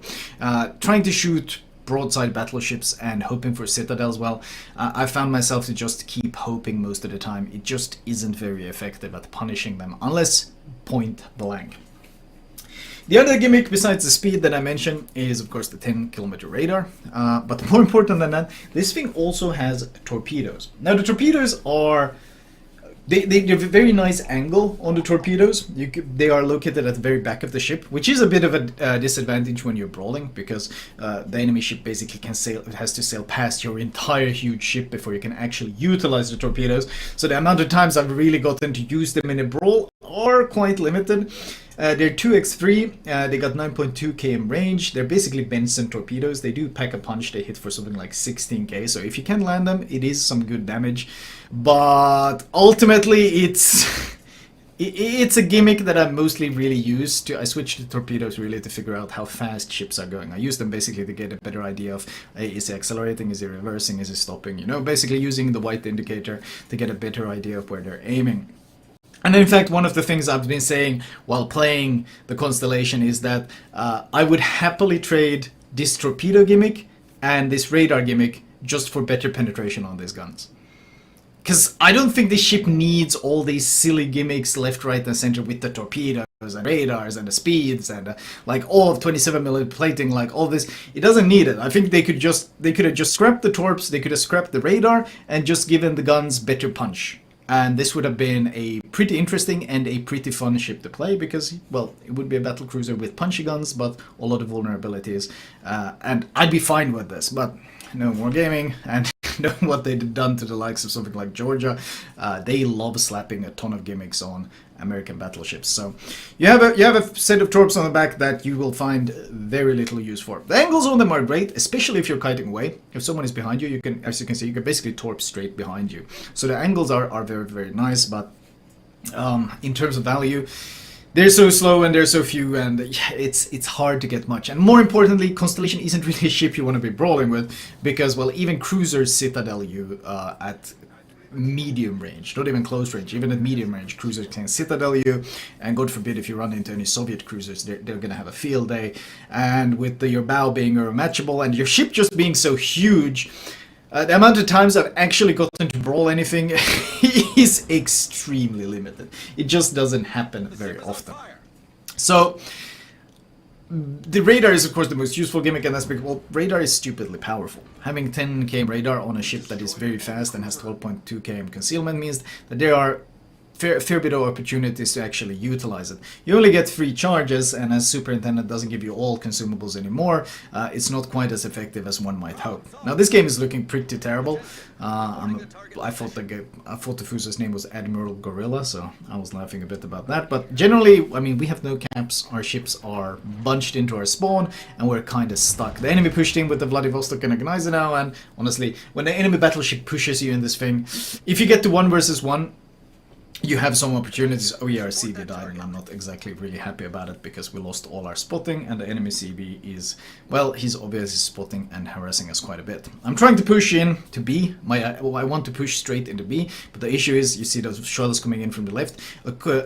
Richelieu has a perfect crossfire on me, and as I mentioned, the citadel plating is ridiculously thin, and the citadel is quite exposed. So if I try to push nose into this Colorado the way I want to, I'm gonna get citadel to absolute by this Richelieu keeping this crossfire. So my only hope right now is basically to try to shimmy around chase the Colorado, pick up the kill, while at the same time not getting myself killed by the Richelieu. At this point, I'm getting quite desperate. We say, I just type in chat, we have to push. About to lose, press W, boys, and I take a risk. I make a really risky turn, turning hard left into the Richelieu, knowing he's gonna get a shot. I don't get citadeled, I get away without it. I pop the heal maybe a bit prematurely, since, well, I'm used to having 5 heals on a battleship. But this thing only has 4, even with the extra heal perk, so I think this was a bit of a misplay using the heal too early, but at this point we just have to commit. We have to do something. Enemies 1 minute 40 away from winning, and this is going quite pear-shaped. Oh, another thing I didn't mention about this ship though is the AA. The AA's on it is actually quite good. You have 8 flak. Now generally flak isn't that much to brag about, but the worse the carrier, the more effective the flak is. Because if they eat flak, then having a lot of it is actually quite effective. If the player is good, well, then you need continuous DPS. And it has a fair bit of that. In fact, for a tier 8 battleship, this thing has quite a nice amount of AA. But don't expect to see the level of plane killing I'm doing against this tier 6 CV to happen against a tier 8 or, God forbid, tier 10 CV. You noted the Richelieu turned full broadside. I shot him and we got 2 pens, but then of course a shatter, and that is the downside of this Colorado guns. And one of the things I mentioned is lack of penetration is a huge downside. However, Richelieu made a mistake. He gave up this angle he held. He's no longer keeping the crossfire, and this allows me to turn hard in and finally give chase to this Colorado and try to give ourselves some sort of playing room here. A bunch of overpens on the Richelieu, 1 pen, a bunch of overpens, but more importantly, I'm clearing the island, I'm getting around the island, which means I can start giving chase to this Colorado. At this point, we need to pick up kills, we need to pick up caps. We are down a lot, and we're 1 minute 20 away from losing this entire game. Battlecruiser dispersion and 406mm guns do help significantly when you're fighting these lower tiers, because obviously overmatch means that, well, you overmatch his 26mm plating easily, and you have an easy time of scoring just a bunch of pens on the ships. However, Colorado does have a heal ready, and he pops it while running away, so we're getting quite desperate. They are up to 930 points, 55 seconds remaining of this game. This is looking absolutely destined to be a lost match. No way around it. However, my team has somewhat listened to me, and they have actually started pushing into the caps, trying to get something done. I score a nice set of hits on the Colorado. He's still alive though, and well, he shoots me right back, and you gotta remember, Colorado overmatches me. I'm 1 tier higher, but because of the 27mm nose plating, that Colorado actually overmatches my nose. So if he didn't run away the way he did, if he just turned around and started shooting me, he could. Okay, folks, we're gonna go into battle in the tier 10 Yoshino now. Any questions, throw in chat. There we go. Okay. Clicking buttons and nothing works proper. What can you do? Okay, let's go to the live screen. We're going into battle now. We're going in, Jimmy. Arg. Okay, so it's tier 10 Japanese cruiser Yoshino. We got CVs on each side. A lot's going to depend on how good the player is, and 2 destroyers on each side. Now on the other side, that's a lot of torps. Haragumo's got the range. Hallen's got the speed. Fast friggin' torps. Like torps on steroids. Let's look at the map. Okay, so we're going to do the starboard flank, and that's D side. General quarters. We let them know in chat what we're doing. Try to communicate as best we can, but you got 12 guys on each team, 12 different philosophies on how to play the game, so hopefully we can find some synchronicity in some manner, but you never know. So, got a Gearing on this side. If he's a good player, Gearing can be an amazing ship.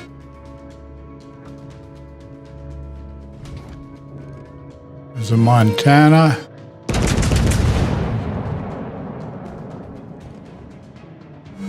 See if we can get a shot or two on him. Enemy cruiser sighted. Yeah, did fine there. We're gonna go in towards his shells so we can possibly mitigate the damage when he hits us. Still got 4,500. Well, what are you gonna do? Okay. We got the corpse coming. Crews are on full alert. Torpedoes to port. Holy moly. Ah, damn. Let's see if we can miss these shots. Maybe yes, maybe no. It's gonna be close. 1350, so we didn't do too bad.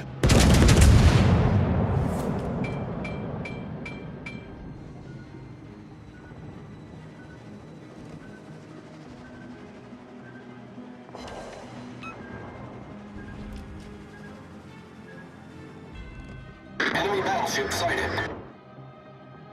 Enemy aircraft carrier detected. Anti-aircraft gun crews are on normal alert.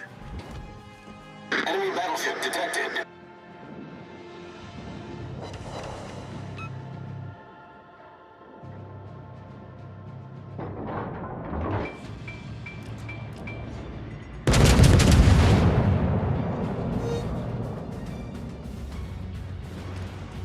Concentrate fire on the enemy warship.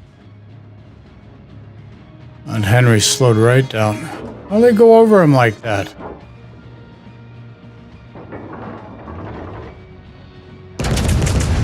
Enemy cruiser Give sighted. me a friggin' break, man.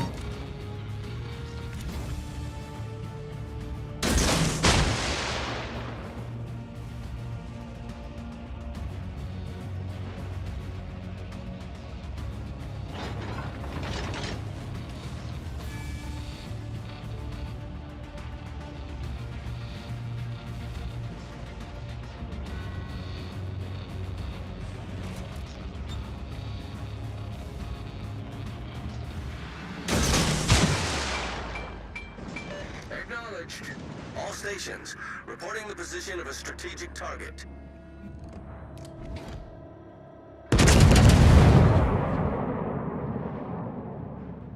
We already got the cap, so just have to work cap denial here. Concentrate fire on the enemy warship.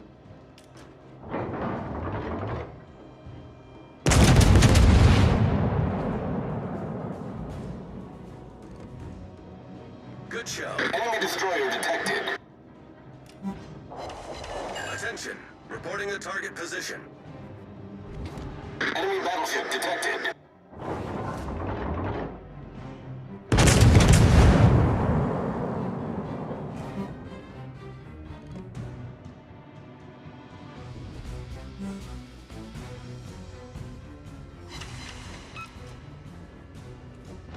Okay, we got a fire on the Henry, which is always helpful.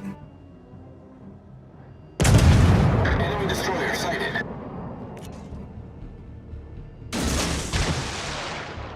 We get some more turrets up that alley.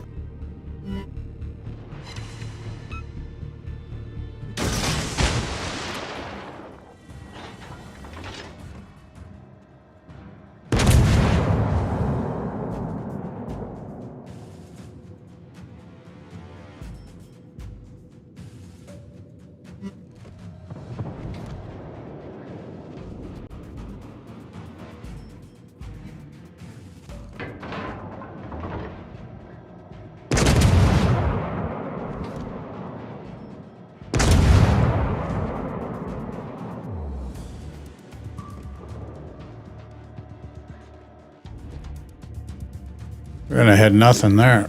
Oy vey. Oy vey. Enemy cruiser Right sighted. between them.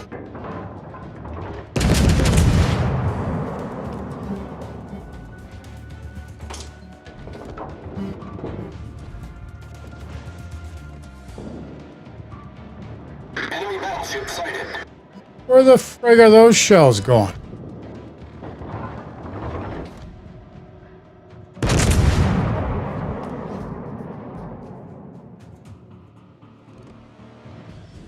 Holy crap, man. Why I only got one bank ready?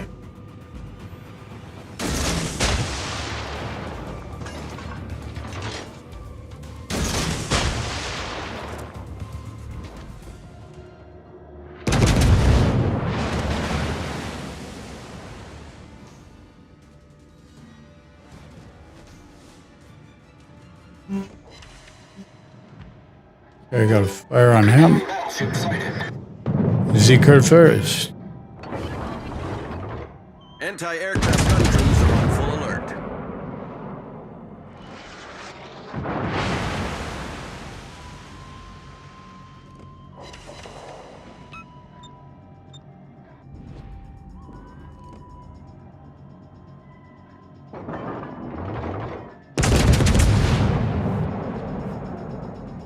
Attack enemy aircraft!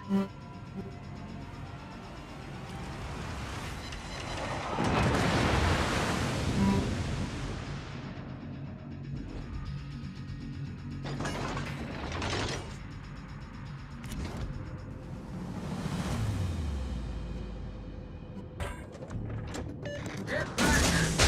Anti-aircraft gun crews are on normal alert. I need support. Affirmative.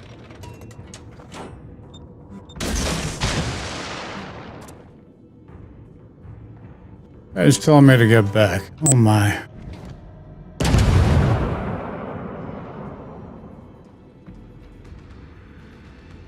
Here, this is a close game. We're down 3, they're down 2.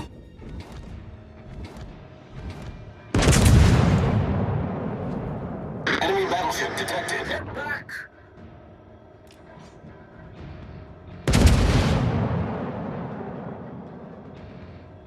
Enemy cruiser detected. I got a torp on somebody.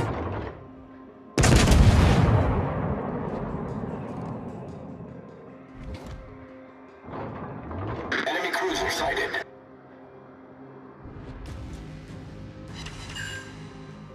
Got a half decent hit in the curve first. We'll take that. Henry took a shot, but the poor lad missed. What are you gonna do? What can you do?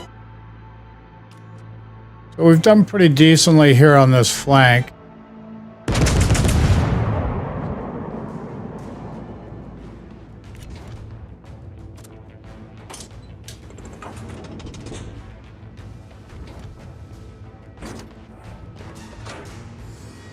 Enemy battleship Can't hit anything, but we've done okay. Concentrate fire on the enemy warship.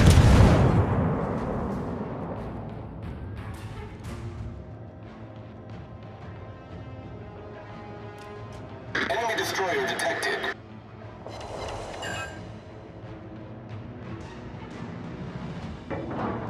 All stations. Enemy cruiser sighted. Target.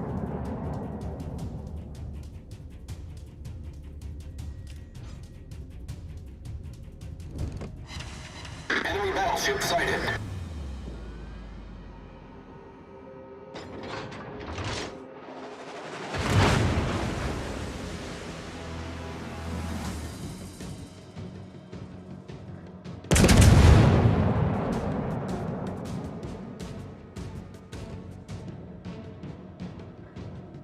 Another hit in that curve first.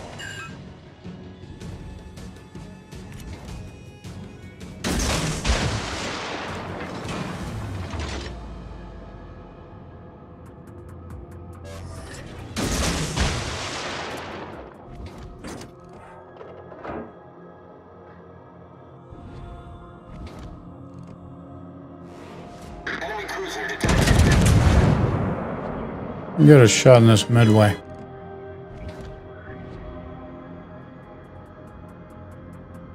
The salam, monsieur.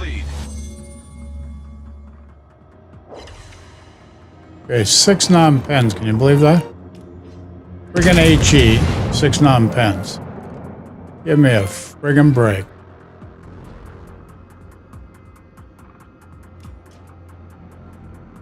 Midway's toast. Why'd that not hit the Salem? What's going on here?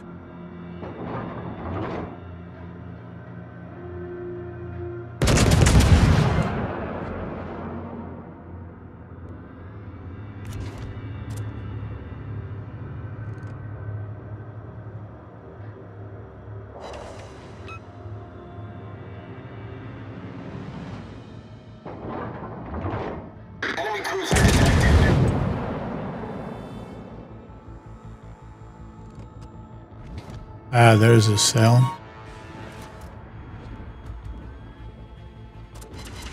Ah, come on, 18 seconds. Give me a friggin' break, man.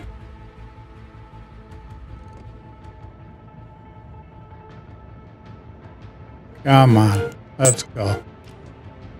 Let's go. Ah, he's toast already. We got it. 18 friggin' seconds. Friggin' turds. Absolute turds, I tell you.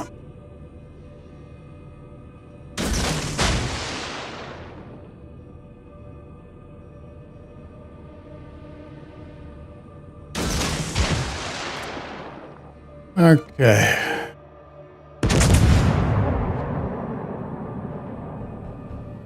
I'm gonna head into the decap.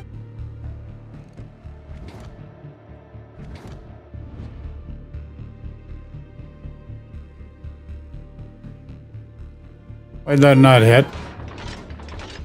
Give me a friggin' break, will you?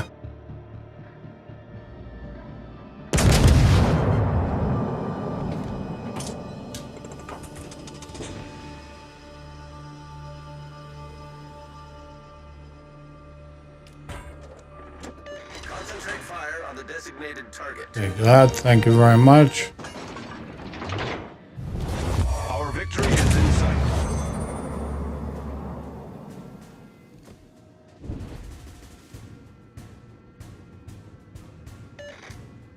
Okay, so we're going to win this game for sure. We got the points. There's 6.5 minutes left, but we definitely got the points advantage.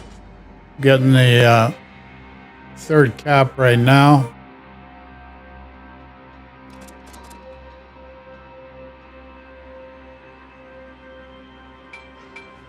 Oops. Whoopsie.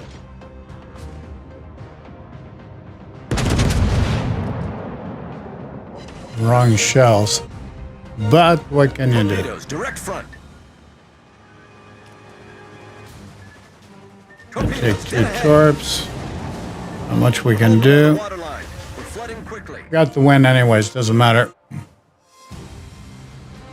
Didn't expect that Hallandale to pop up where he did, but he did.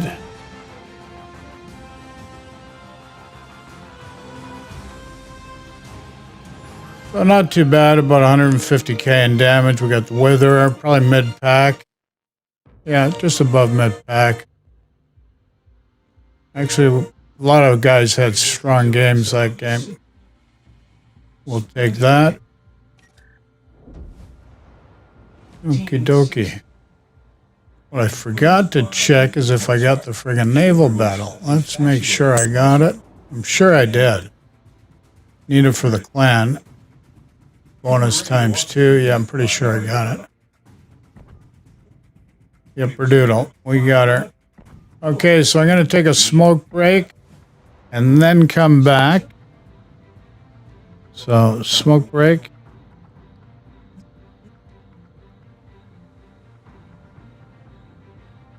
And then we'll be back.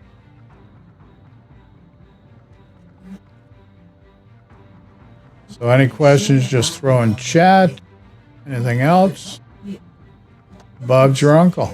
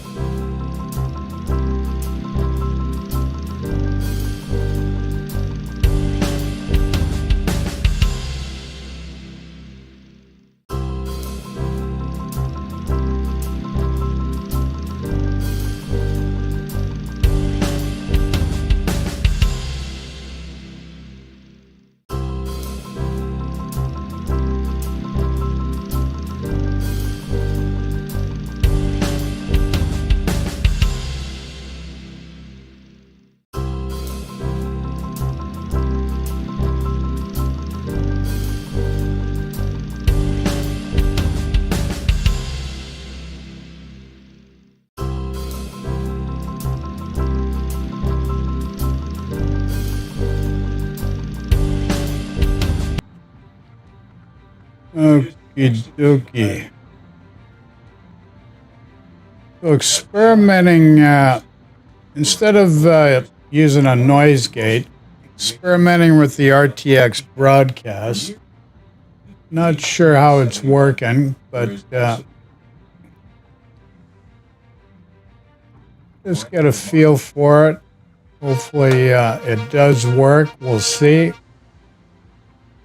Interesting concept. I'm not sure if the only way to find out is by trying it, so we're experimenting with it. So I'm going to stick with the Yoshino because a lot of the guys in the clan are guys that are fairly new to the game. So I'm going to do the Yoshino because it's got a high bar. And not a lot of guys have that ship, so I'll just stick with it to help it make it easier for the other guys to get stars. So we're going to stick with the Yoshino, go on another battle. Be a random battle, tier 10 game. Any questions? Throw it in chat. Just remember, Bob's your uncle, and if Bob's not your uncle, tell him to change his name. Like, come on now. Let's get on with the program. Okay, so we're going into the queue now. It's probably going to be tier 10 top to bottom. Yeah. 3 destroyers each side. That Elbing really is kind of like a cruiser. It's not, it's a fragile, fast cruiser. It's not a proper DD in the sense that we know it. Okay, so should take C. And work A as cap denial. I'm going to put C in the chat. I'll put A here too. See what happens. Battle starts. Okay, we're going to head to C. Now, ideally, the DD's got to get in there, get the cap, pull out, and then we'll just work cap denial. Ideally, that's the best way to do it. A lot of teams get trapped in that where they're stuck at sea, which is not a good idea.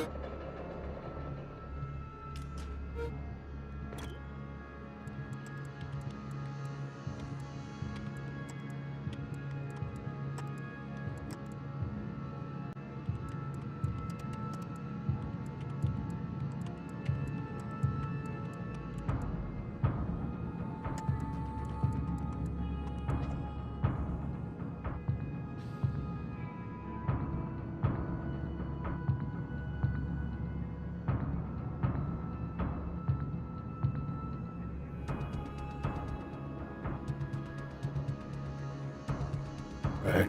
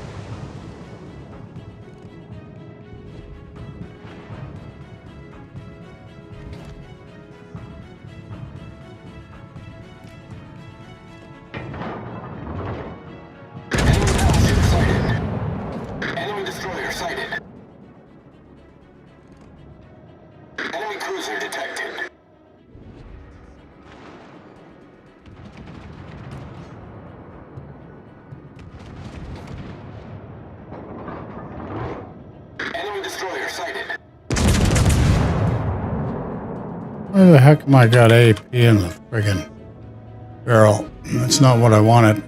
Oh well. Not much you can do here, buds.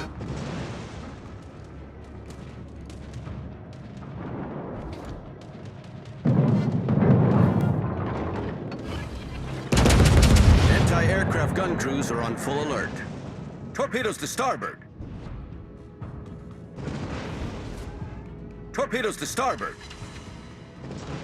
That's it? That's all we got in a friggin' Yami?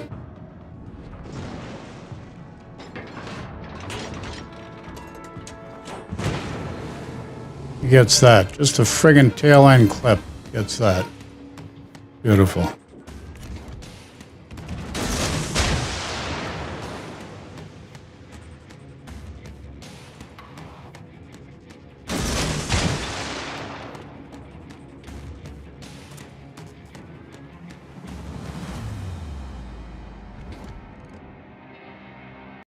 Anti-aircraft gun crews are on normal alert.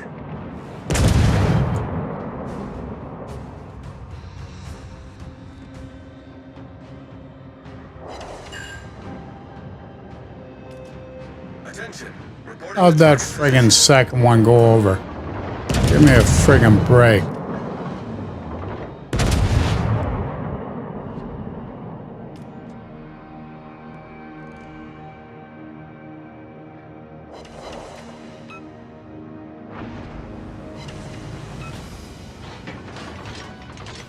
So we got this guy in our team, Honey Badger, so he's a stat shamer. He goes by stats. Stats mean dick.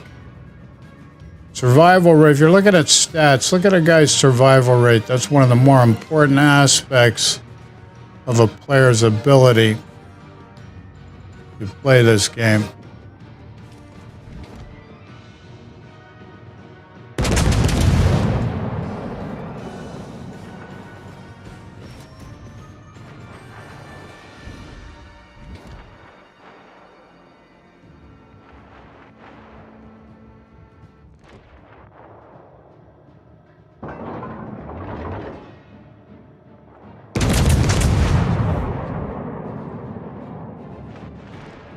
Enemy cruiser sighted.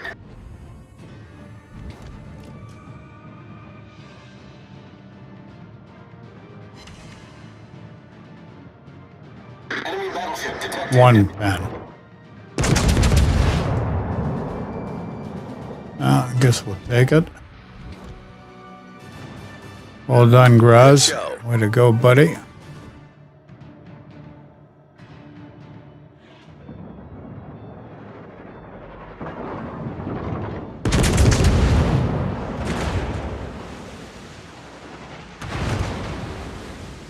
We got this Minotaur here.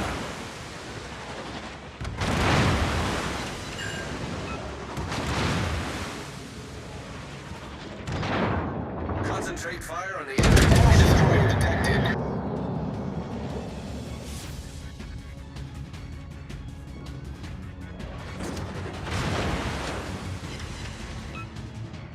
Enemy cruiser sighted.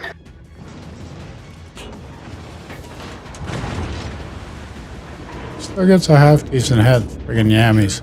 Nerf the friggin' Thunderer, and they do nothing to a yammy. Can you believe it?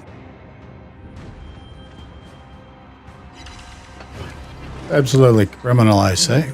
Criminal.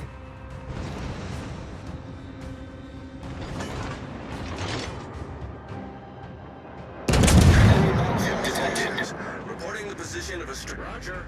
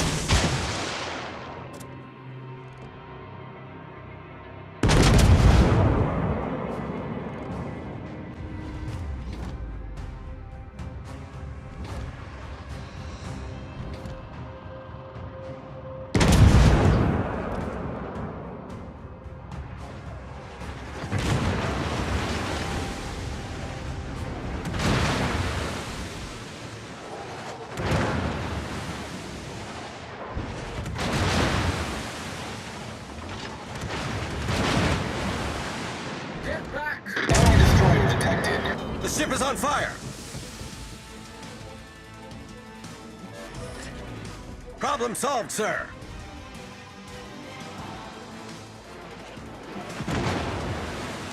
Still friggin' net the end and get 2,200. Give me a friggin' break, man.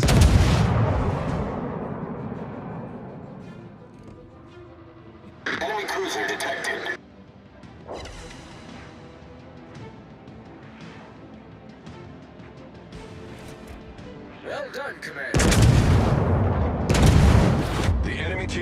taken the lead.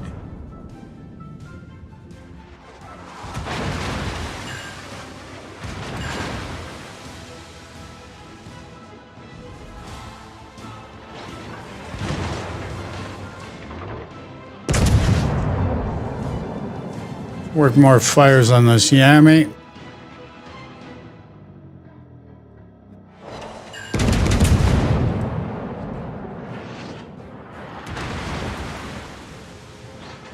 I don't know what this gearing is, why he's not getting the friggin' cap. Come on, let's turn around. Maybe we get a lucky shot there.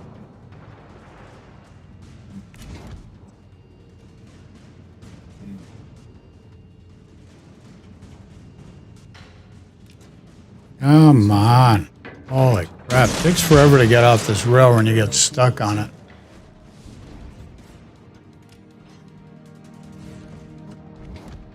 Enemy destroyer sighted. Ah, friggin' Minotaur got our gearing.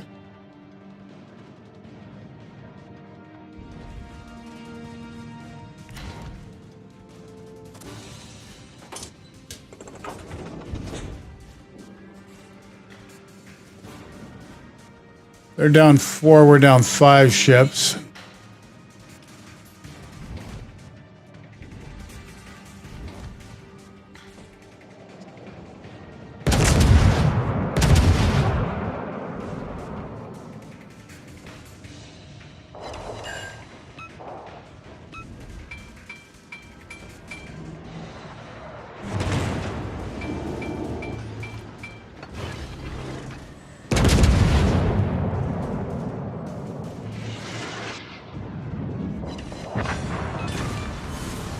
Enemy battleship sunk.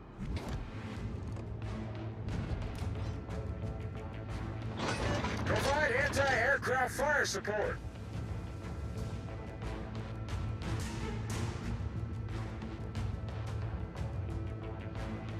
We're down 5, they're down 5, so it's even that way. It looks like they're getting the other cap. We need to get the C cap. I gotta help out this Montana, because that Minotaur.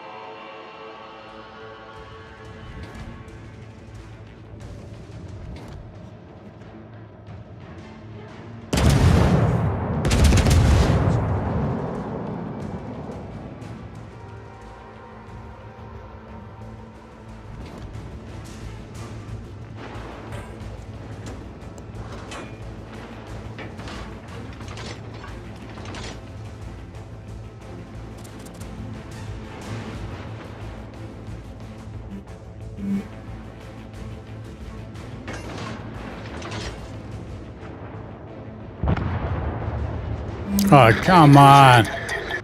Friggin' guy disappeared on me. Where the frig is he?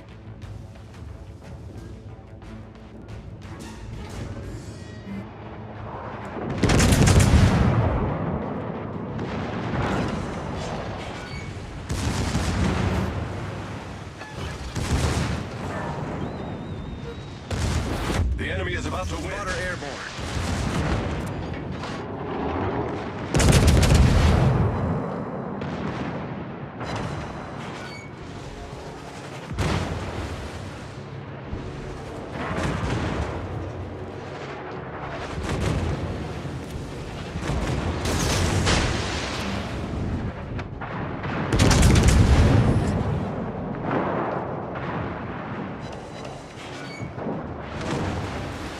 What the frick?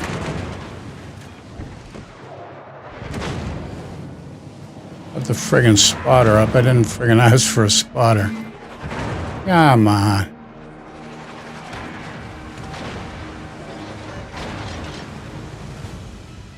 You friggin' believe it?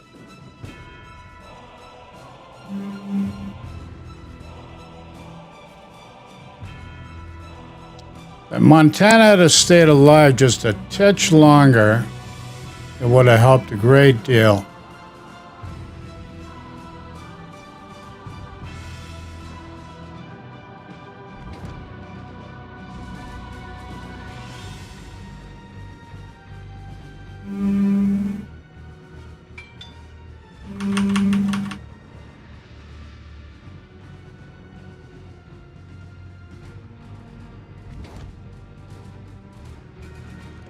All stations requesting fire. Come on, guns. Get around, will ya?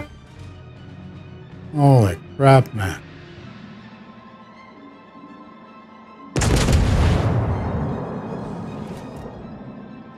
Nothing's getting over that.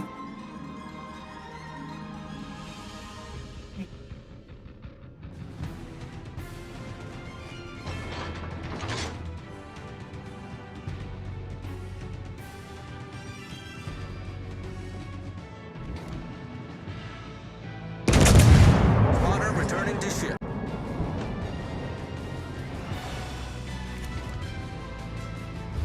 The enemy is about to win.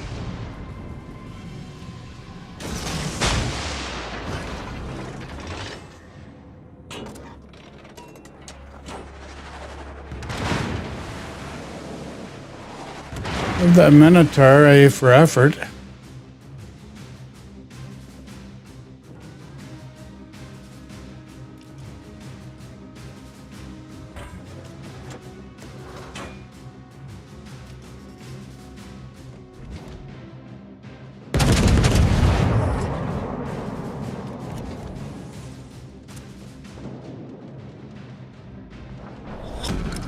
Battle ends in 5 minutes.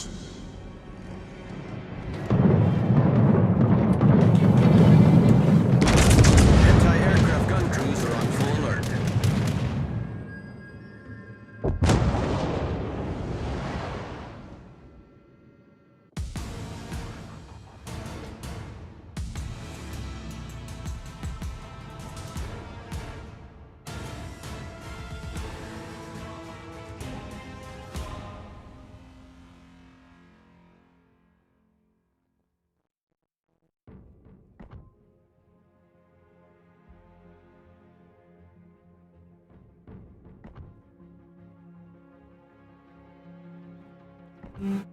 Okay, so that's about it for now, folks. Gonna take a break, maybe get on again later. Just wanted to check out the RTX broadcast.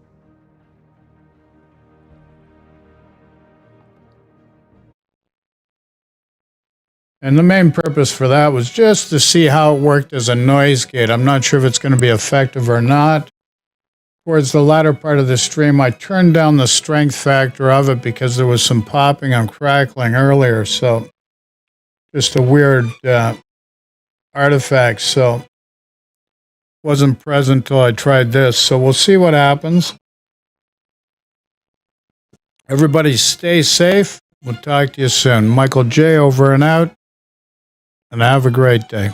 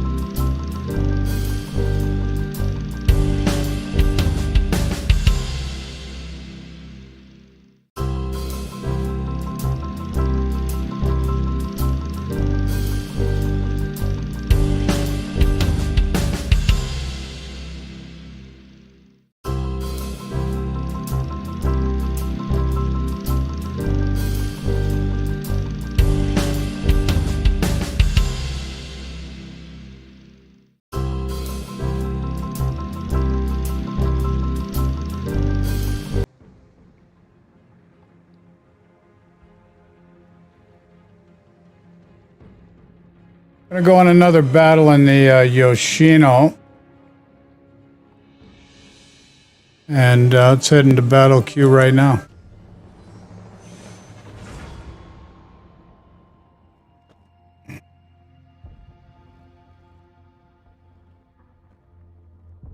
Any questions, just throw in chat.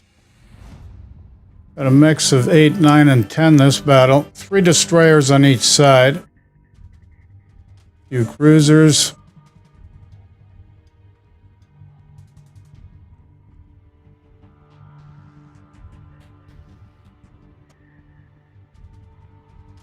Look at the map. Tier 8, this map. I really do not like this map. It's not my map, folks.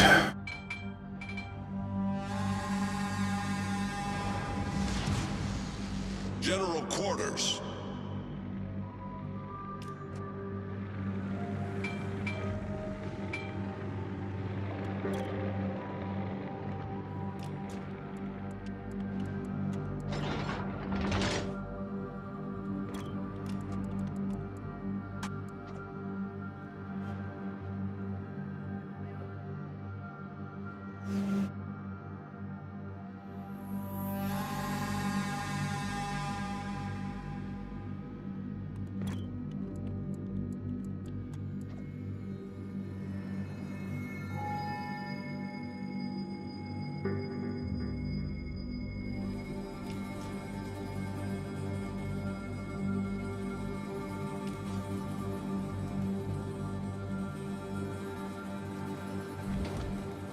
Enemy destroyer sighted.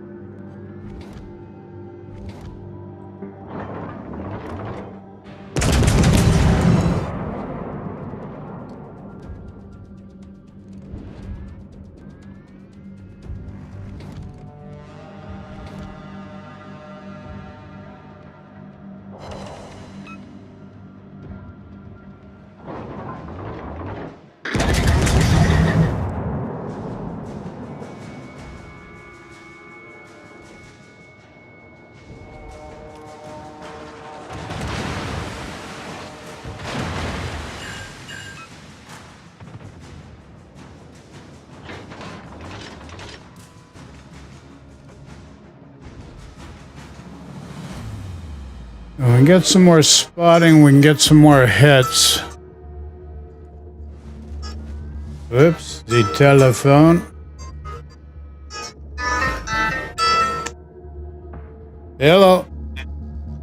Hello. Hey, what's happening? I'm gonna have to call you back. I'm on the air live right now. Alright, okay. Okay, ciao.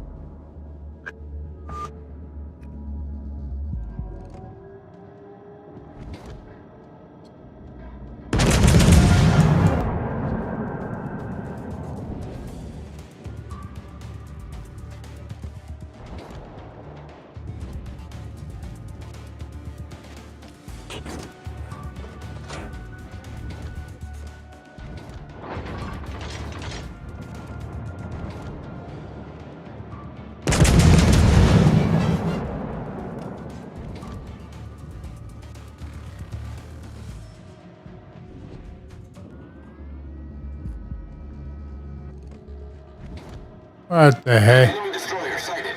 Enemy battleship sighted.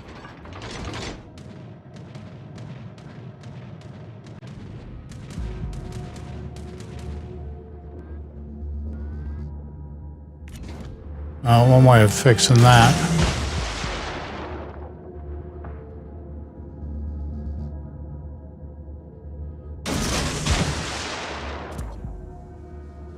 Enemy cruiser sighted.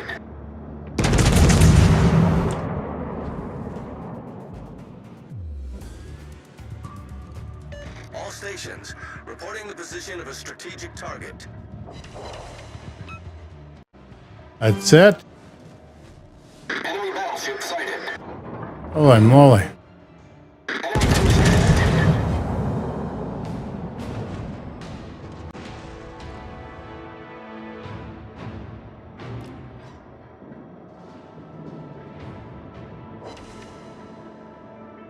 Non-pen. Non-pen with HE, can you believe it?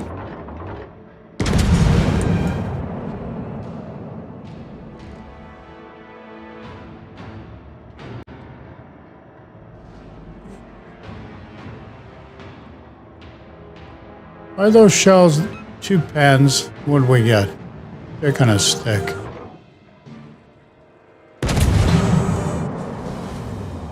Enemy battleship sighted.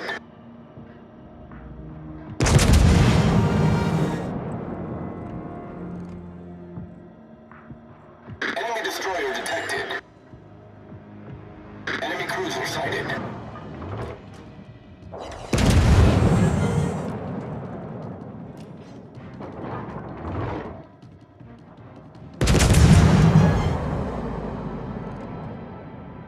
Enemy battleship detected.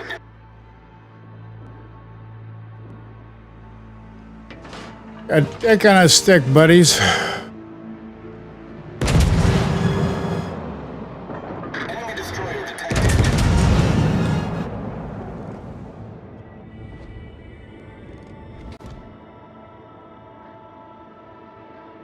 Oh, Soyuz is toast now. They're down 3, we're not down any, so it's looking good for our team this time.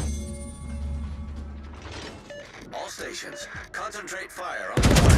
Enemy battleship sighted.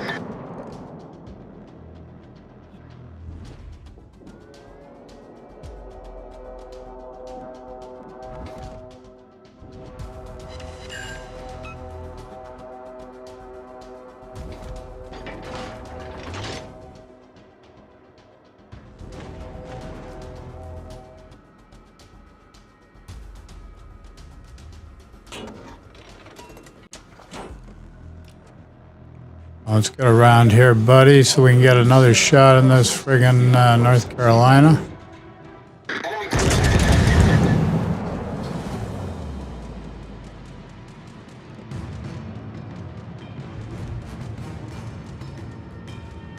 detected. He's toast.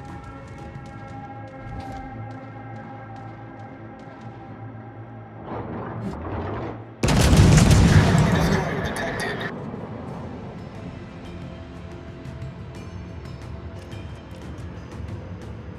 Oh, we're walking away with this game, that's for sure. Don't have to do too much.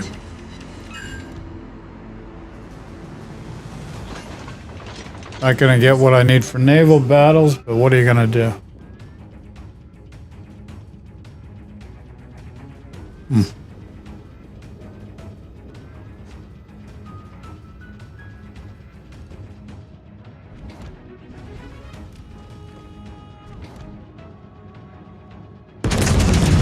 Aircraft carrier detected.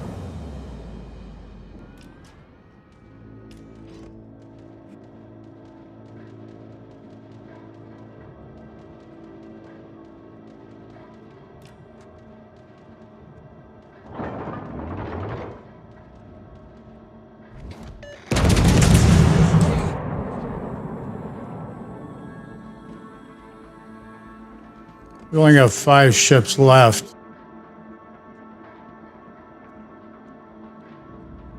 You kidding me? Holy moly. That didn't go all that well.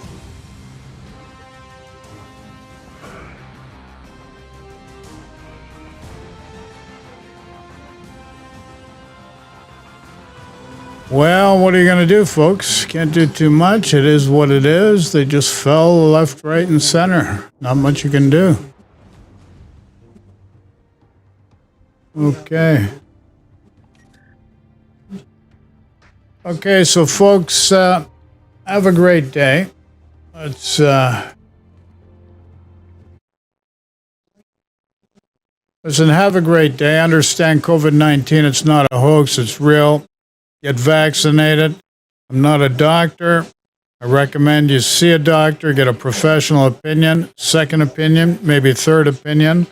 Do not rely on the internet for your information because most of it's just bullcrap.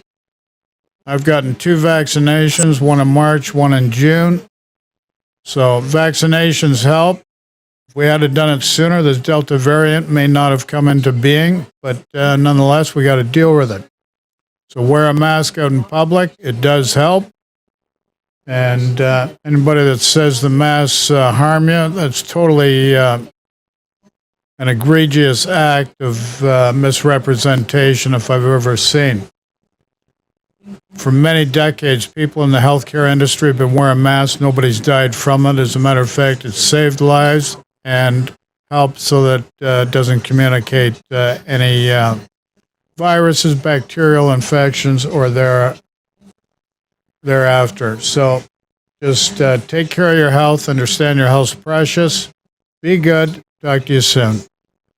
Back live tomorrow morning, 10 a.m. New York time. Ciao for now.